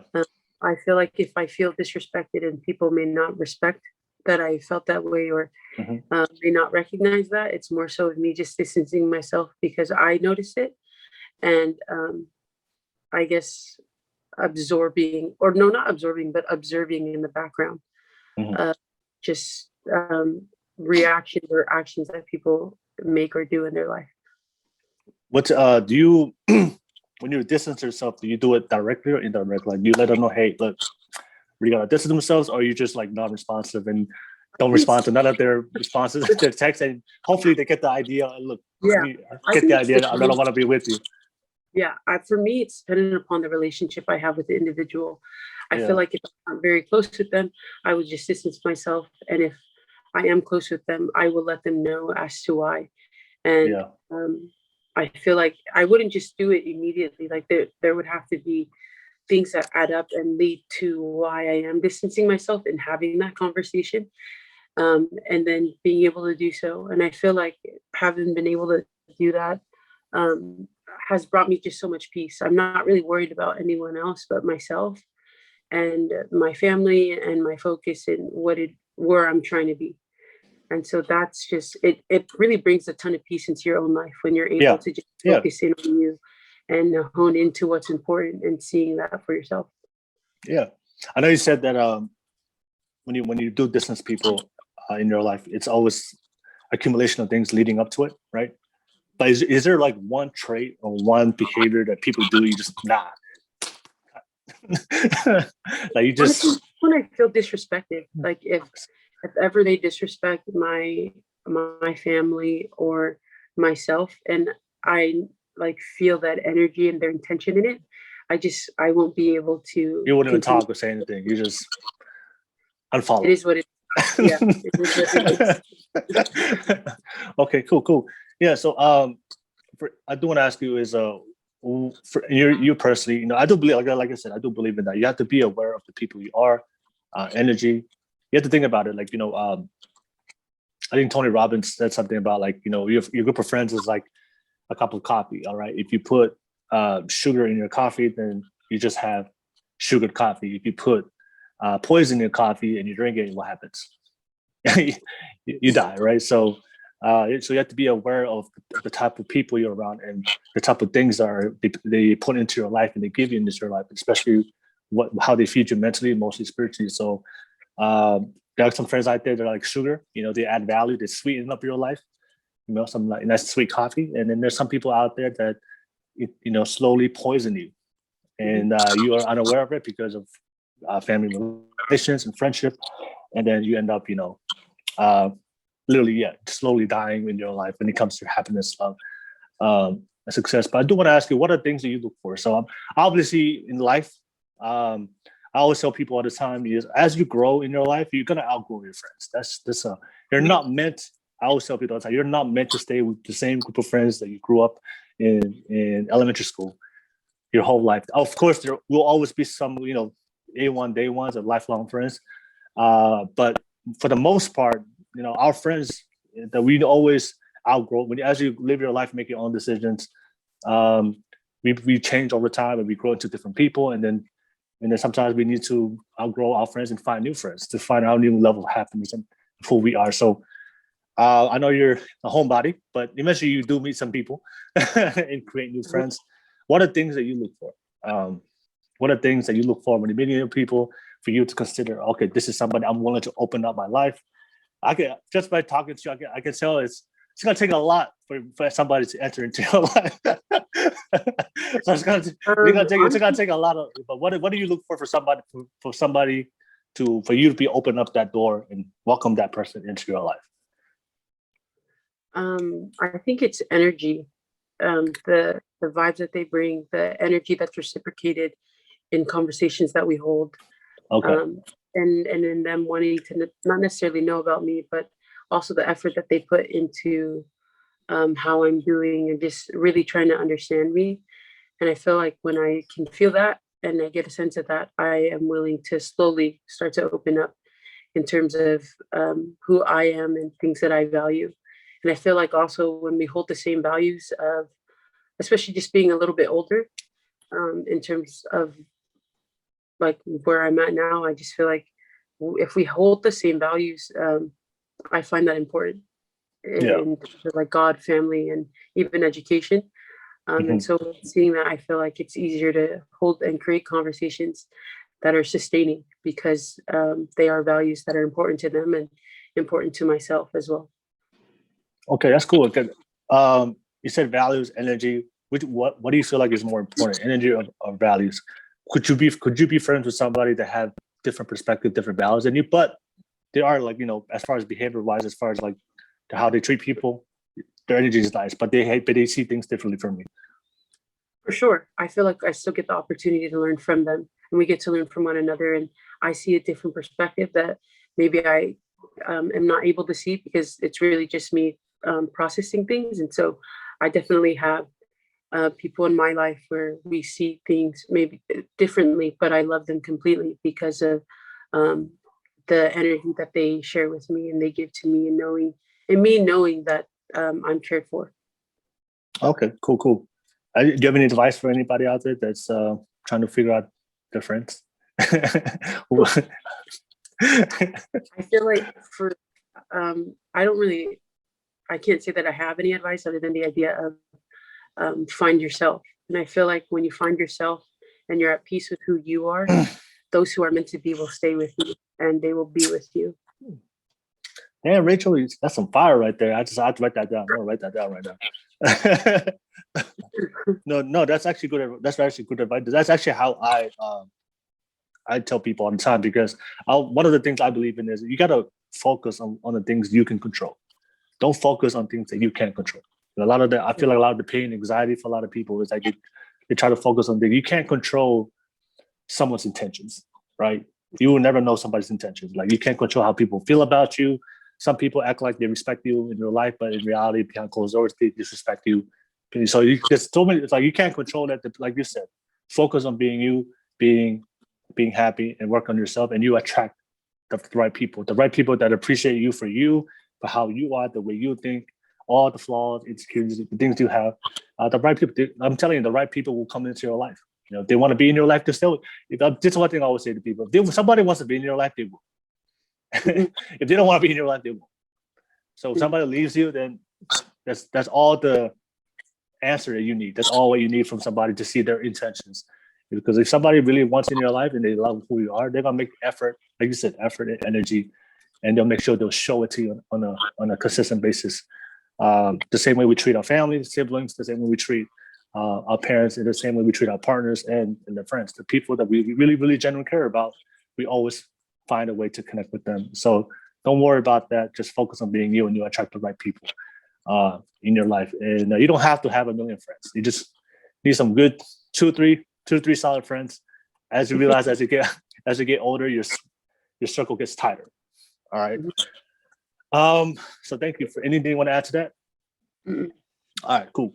All right, everybody, go into the next topic, and this is the spicy topic. This is the topic I feel like a lot of people want to hear. So we're going to talk about, of course, in our podcast, we always want to talk about love, dating, relationships, men. So I want to ask you, of course, that's something that that's everybody's goal on social media today. Everybody's trying to find love on social media, whether it's self-love. I feel like that's what social media is. It's just people trying to find love, whether it's self-love or love from somebody else. So, in your experience for you, relationship with trying to find a relationship, trying to find a man, what is the struggle today? That's something I always hear from a lot of women. It's so hard to date and find a committed man today in 2021, especially in the age of social media. I honestly, for me, I hate the talking stage. And it's just the repetitiveness of me repeating what I said to another guy of other things. And I just feel like the conversations are very broad in terms of like, oh, what's your favorite color? Or where do you like to go eat? And it's just, honestly, I don't like, if I'm being completely honest, my relationship with my friends, I don't know any of their favorite colors. I don't know what their favorite holiday is. what sort of seasons they enjoy, but I know what it is that bugs them. I know what it is that turns them off, turns them on, why they get frustrated, why they respond the way they do in certain situations. And it's because of the interactions and the conversations that we had. And so when it comes to conversations with guys, I'm very forward in terms of like what I'm looking for, what I like, what I enjoy, what I expect from you, in terms of like a relationship. And so when it comes to conversations in the talking stage, like that is something that I value is conversation. Because I feel like when I get to understand how someone speaks, I understand, I recognize the effort that he's putting in to the convo is one, that he appreciates the time that he values the time that we're talking with one another.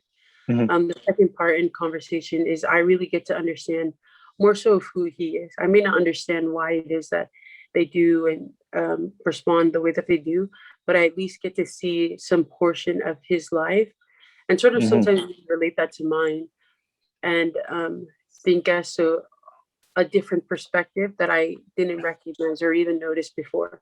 And so that is something that I feel like in terms of dating or the idea of love, it's just when it comes to conversations, it's something that I do value and appreciate because I just hate that little talking stage of those basic questions. I really want to be able to understand you and why it is that you are the way you are and have and where you're going. That's what I want to know. And so that's my little spiel on dating. Just I in a lot of the conversations as well. Like the other part too, I had mentioned before in the podcast is when I go on dates with guys and things don't necessarily like work out, it's because they see where I'm at in life and they compare themselves to me. And so they think that they don't have enough to bring to the table. And I am not asking for honestly anything but themselves. But for them, they feel like themselves is not enough. And I guess for you, you said that you knew an answer or can understand that perspective in terms of that. And I'd love to hear that just because I get so tired of guys being intimidated. Expression. Yes, guys being intimidated because of where I'm at in my own life. Okay, cool. Yeah, I do have I do have an answer to that. No, that's something I do hear. And especially when the woman is more accomplished, right? And this is something I see from across all spectrums. Like, you know, the more accomplished a woman are in her life, that's always like the common struggle they always say, right?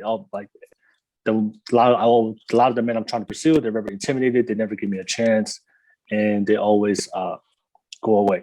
So the one thing I do want to share for everybody, you have to understand, like I feel like I said, this is my understanding, and this is coming from a guy, and of course my own personal experience and things I've read also. But you have to understand that but that's always the what women say, you know, my accolades, my accomplishments, it intimidates a lot of men.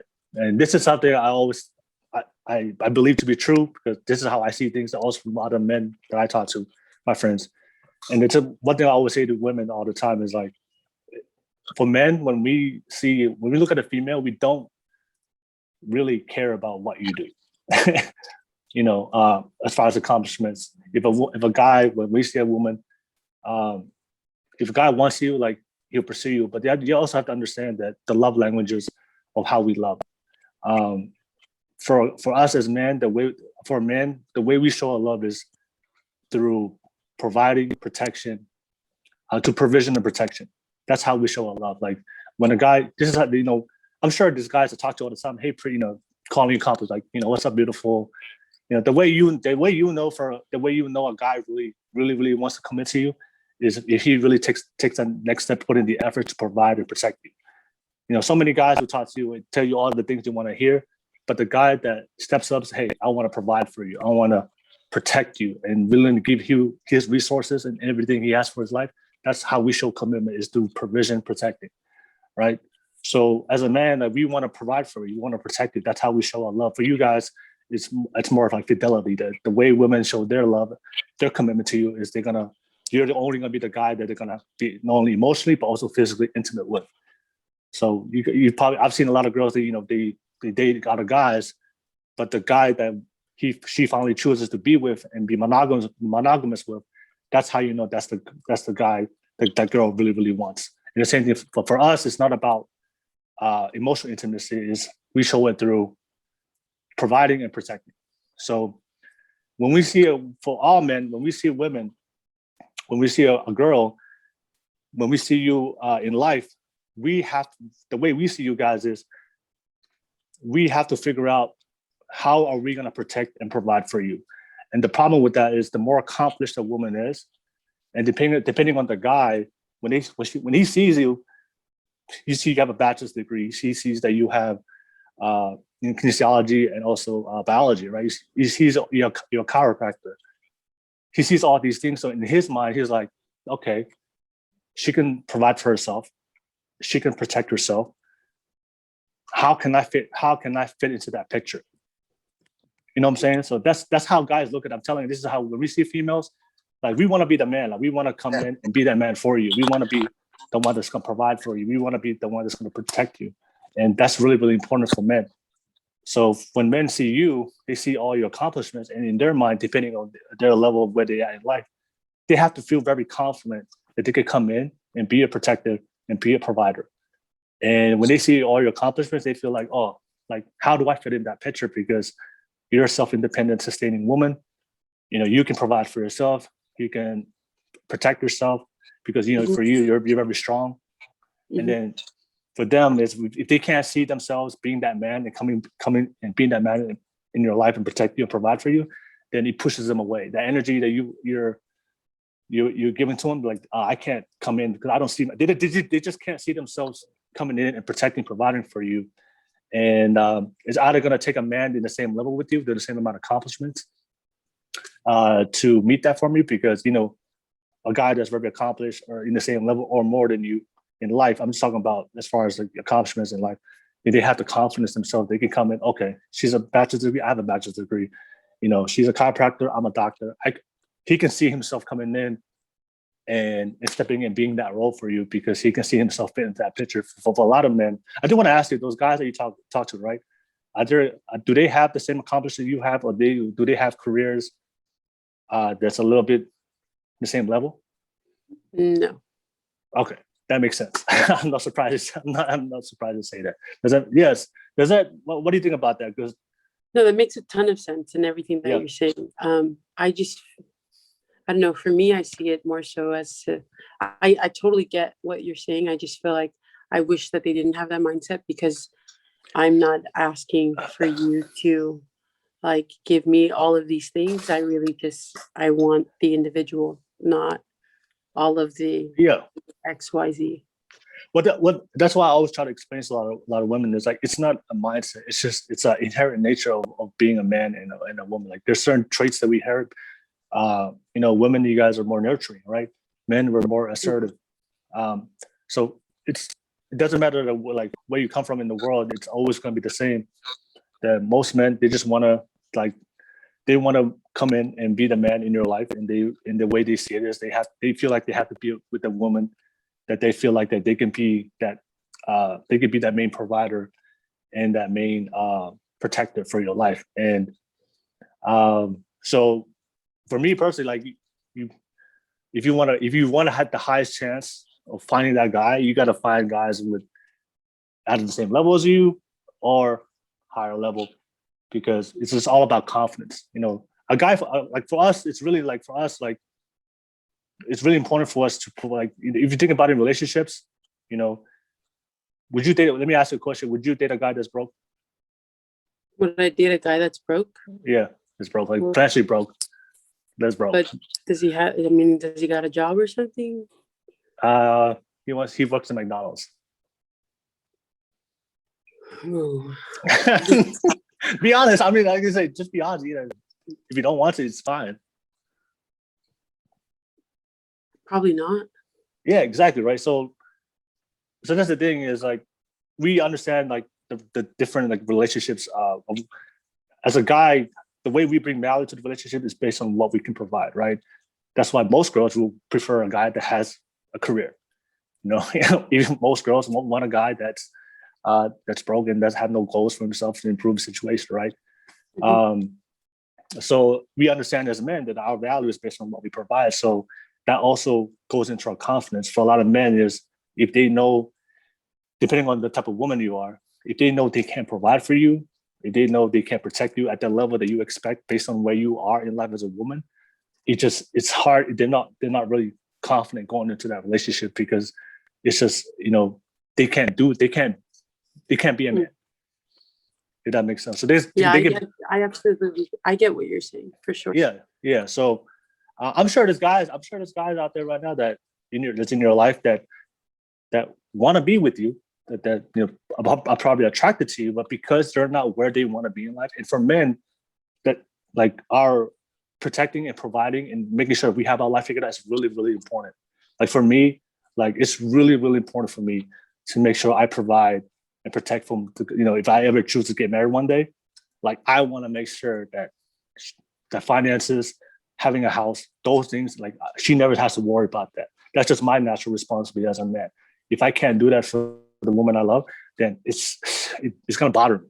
Like, you know what I'm saying? And for a lot of guys, that's how they feel. It's like, okay, I love this. Like this is us. They see you. Oh my God, like, because Rachel, you are an attractive person. You're a pretty girl, right? So they see you like, oh damn, she's pretty, she's attractive. But damn, like I'm not where I need to be in life right now. And she's graduated. She has a bachelor's degree. She's going to graduate school. It's just that their manhood, we all have our man and womanhood. Like they're just like, yeah, I'm not confident enough. Even like I said, even if I'm telling you, even if they did pursue you and you did say yes, and even if they are in a relationship with you, there's always they may not tell you, but there's always this feeling of like, I'm not doing what I'm supposed to be doing as a man. And sometimes, and I've seen this happen many times, I have friends where they'll be with a girl that's more accomplished with them, and they're not hating. They're not like, they don't wish you to fail. They're not jealous. It's just we, as a man, like we want to be that person for the woman that we love. It's really, really important to us. And then just because that the woman is in a higher level and they're not meeting their expectations for themselves, it creates that distance within the relationship. Mm-hmm. So so that's just my take on it. So I don't know. What are you thinking right now? I got to see your eyes. I see your eyes. I see your eyes. No, I agree to everything that you're saying in regards to, I agree.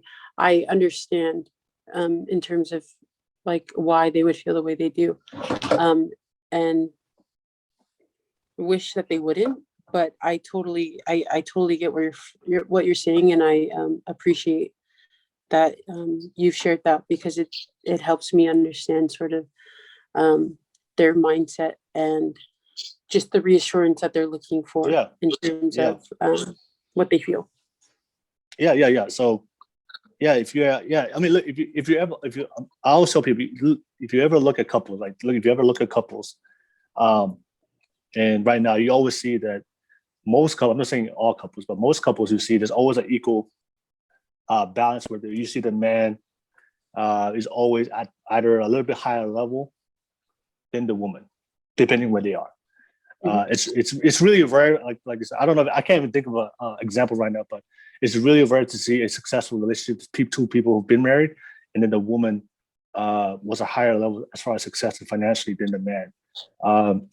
I've never seen it happen before. I'm not saying it's not possible, but I've just never seen it. I just don't understand that most men, because of our nature, how we were born, like we were born. If you think about like the caveman days, like we were the protector. We were the ones going out and hunt and providing for the family. So those are things that's like genetically, like inherent in us, that we have this feeling that we need to protect, we need to provide for a woman that we love.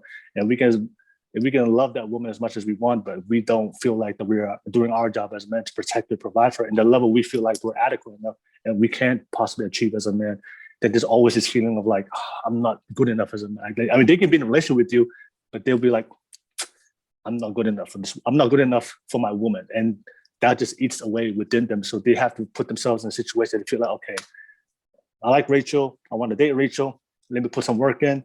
And once they put themselves in a position, they feel confident enough, and to pursue.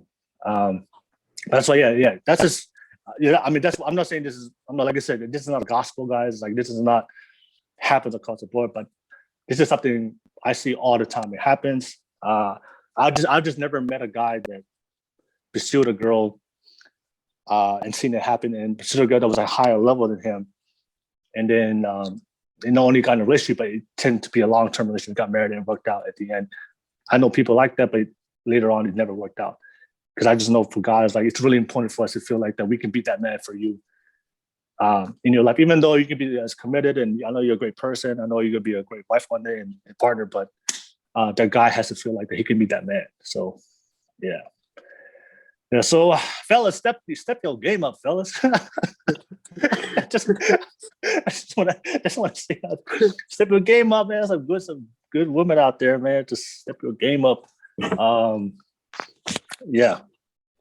So, yeah, I mean, do you have like, let me ask you, do you have a set of like, as far as you're talking about standards, like what are your standards when it comes to like guys that you're attracted to? Honestly, I just want a guy with goals and ambition. Like, he could be honestly doing whatever it is that he wants to do with life, but as long as he is doing something, right? Like, he's not sitting at home lazy, but he's doing something. He has goals of what it is that he wants to accomplish and has the ambition of getting there.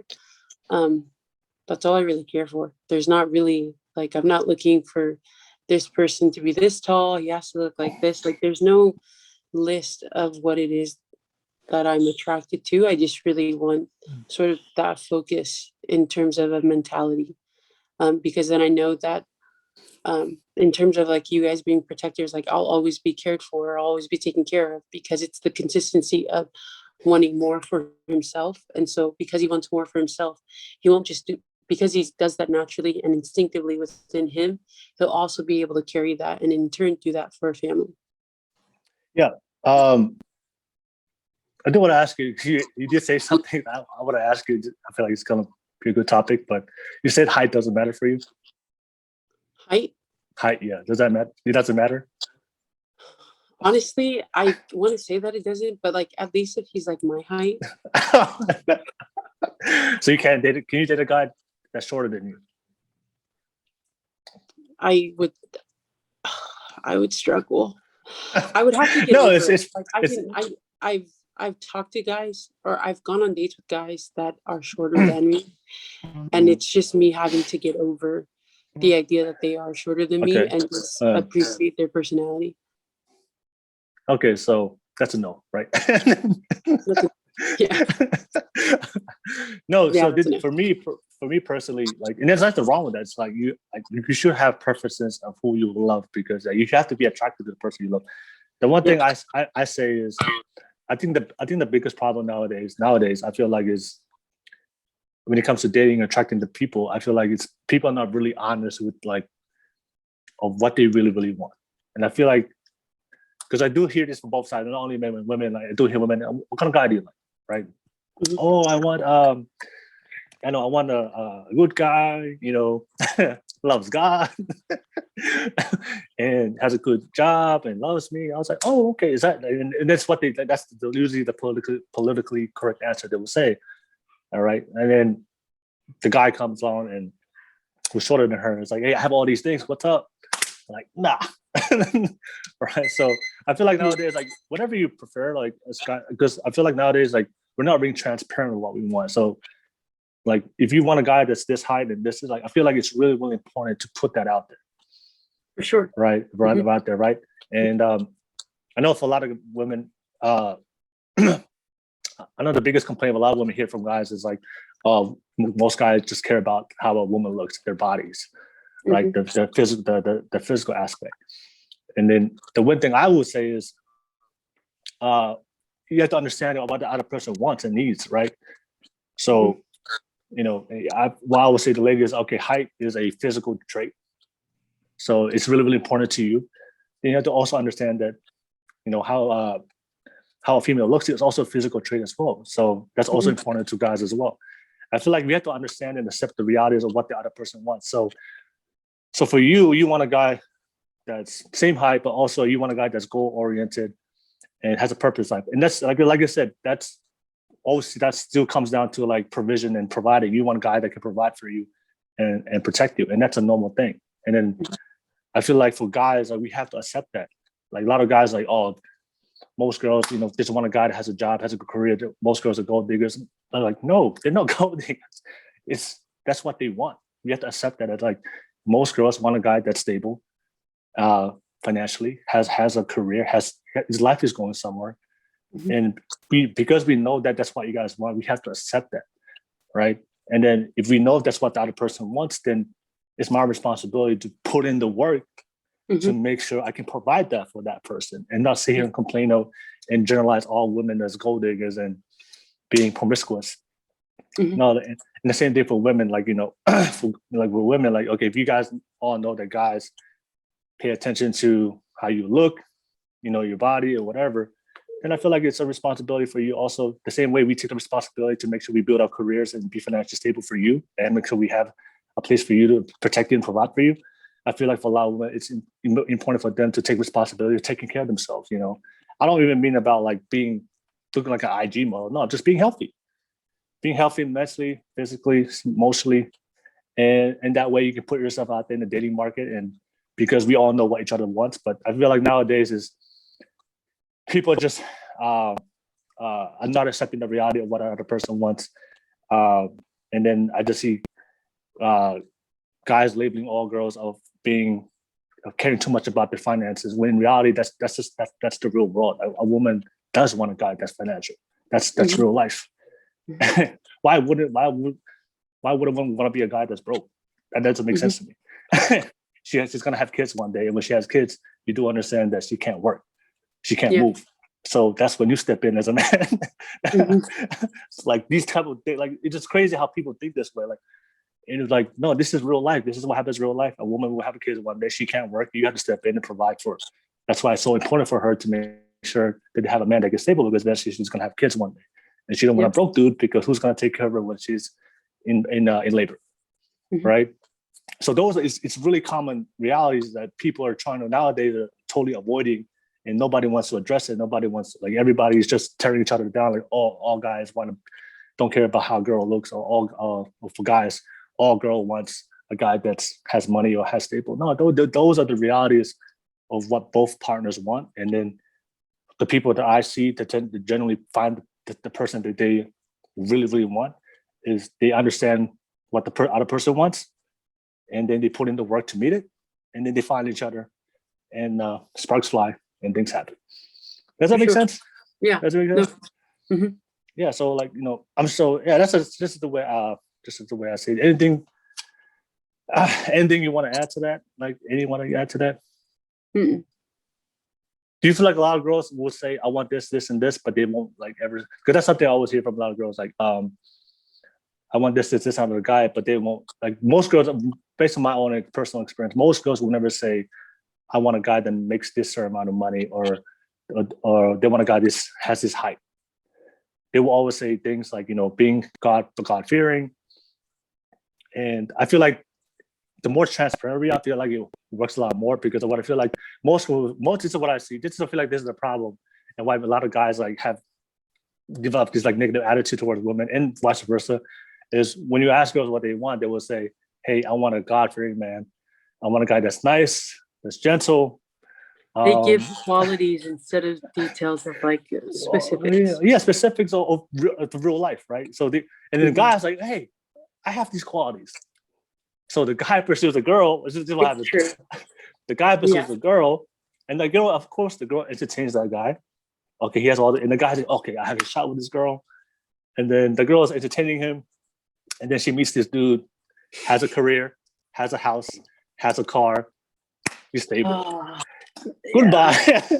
Peace. And the guy's like, oh my God, I gave her my heart. I was kind, I was passionate, it was time. But she went with the other guy that had all these things. I was like, bro, that's what they want. That's the reality. Really, like, don't fall for that. Don't fall for all these facade of what they're telling you. No, girls, it's really for girls. It's important for them to be with somebody that's stable. And I feel like if more girls say that, it's gonna help a lot of guys. Like, hey, I want a guy that's this tall, the same height as me. I want a guy that's stable, you know. And I feel like it's really, really good to be transparent. So, okay, so guys can be like, okay, that's what she wants. All right, if I really want that girl, this is what I want. But I feel like because everybody's like not being real with themselves and what they want, what they're really, really seeking, and just giving out this facade, then we're just dating each other until we find that person we really, really want, and then we move on to that person. So, and guys do that also as well. You know, like they'll tell a girl, "Oh no, I don't. You know, your body don't matter. Your looks don't matter. I just, you know, if you're kind to me, you cook for me, I'll be with you." And then they'll find a girl like that, and then the first girl he meets that's more attractive physically, goodbye. Yeah, he goes for that. So I'm just saying, if we can just be very transparent with each other, be honest. If you know what you want, say it. So that way, both sides know what everybody else wants. And there's not this like gray area, or I like to call maybe like the talking phase of confusion of no. I feel like the more honest we are, the better we can attract the right person for each other. And as long as we have both, we know what we want and we have the same intentions, then it makes it a lot easier. What do you think about that? I completely agree. Honestly, you said it perfectly, and I completely agree with just with what you were saying. Yeah. So okay, not okay. So for you want a guy that's the same height as you, has some kind of stability financially, and of course God-fearing, and has all the other things that you're looking for. That's the guy you really want. Yes. Okay. Yeah, and nice teeth. That's like the first thing I noticed is what's it called? Is like street teeth. So no crooked teeth. All right, that's fine, right? That's it. So the guy right now with crooked teeth that likes you is like, okay, I got to work on my teeth. Right. So that's what I'm saying is dating is a lot easier if everybody's transparent. But the thing is, nobody's transparent no more. And we live in the age of social media. So because of this transparency, because like I said, I feel like when it comes to relationships, like intentions matter, and knowing about what the other person wants and making sure you fulfill that what the other person wants also. And that's how healthy relationship with both sides are giving what each other wants. Yes. The girl knows what the man wants. She gives and the guy knows what the girl wants, and they both come and give each other what they want. The energy is reciprocated. They both respect each other, but they're both getting what they want. For sure. And then, right? It's just like, that's what I would say. Like, you know, it's like signing a deal. You sign a deal that you want. You know, if you sign a deal that you don't want, most of the time you can be seeking another deal. So it's the same thing. And also, just to piggyback off your talking phase, me personally, I feel like the talking phase is a waste of time. I feel like talking phase is a waste of time. I used to entertain it before, but now, like when it comes to the talking phase, because the thing that's most important to me, and everybody, you guys can comment below. For me, is I need to find out what the intentions of somebody else, if they're really interested. Like I feel like the talking phase is I do see people do the talking phase, but I feel like talking phase can take weeks. Sometimes it takes months, and I feel like it's all about making, like, you're wasting time when you could just be upfront and tell them, hey, let's meet. And because for me, it's I like to meet somebody immediately because I can see their behavior and their body language. Because even though they may not say they might like me, but you know, body language tells everything, and the way they talk and the way they respond. For sure. I need to know, okay, if this person is committed, this person has the right intentions before we move on and not waste any time. Yeah. So I think I saw somebody post something about talking phases. Like I was on TikTok. It was like it was just somebody's posting on TikTok something on Twitter said something about the guy hit up the girl, was like, hey, I love you or something, or and then the girl posted something like, you know, what do you mean, you like my words? Or I forgot what the tweet was. Somebody tweeted something about the talking phase. It was fun. It was kind of funny. I wanted to say it, but I can't remember it right now. So but yeah, that's my thoughts on it. If you guys have any comments, you want to drop some comments, any thoughts, you guys any ideas or thoughts of what we just talked about, please drop a comment below. And do you want anything you want to say about anything else you want to add to that? No, but I have to leave within the next 20 minutes for an Oh, appointment okay. next week. So I just Got want you to know. Oh, Sorry. got you. No, we actually came to the end of the podcast anyway. But we got some good topics in. Thank you so much for taking the time. Appreciate everything you've done. Yeah. We had some good conversations and about mental health, about finding a career, listening to yourself, finding yourself, and happiness. So the one thing I'll do always want to ask every guest at the end of the show is to leave some final thoughts and some final words, and we'll close off the podcast with that. So you just share some final words, some final thoughts, and then we'll end off the podcast with that in closing. Oh, you hear me? Yes. Sorry. What did you, no, yeah. Oh, can you just share some final thoughts and final words, and we'll end the podcast with that? Oh, sure. Well, first, again, thank you again for allowing me to be a part of it. And just to all those that have listened, I hope that you've taken something in terms of education, things about your life that you want to hopefully set forth for yourself in terms of goals and be able to accomplish that. I'm so proud to be Polynesian. That's one thing that I feel like is something that I can really separate myself from a lot of people. It's just the idea that I am Polynesian, I am Pacific Islander, and that I hope for us as Pacific Islanders that we really believe and understand that we're capable of accomplishing the goals that we really that are not so much accomplished. Those careers that not a lot of people strive for. I hope that you believe that you're capable of doing that, and that you have the motivation for yourself, that if no one else is supporting you in that decision, that you believe in yourself enough to get yourself there. And the process is so hard, honestly. It's not easy, but being able to get to where you need to be is what makes it so beneficial in the long run. And I can promise that in doing so, you will financially be able to take care of your family, that you'll be able to place yourself in a position of standards that you didn't realize you could accomplish for yourself, but also be able to reevaluate and see certain values that have come forth for you to enjoy and be able to embrace in this new journey of your life. So that's really it, but I'm grateful again. Thank you, Will, for allowing me to be a part of this and share just my thoughts, and hope that you guys learned something.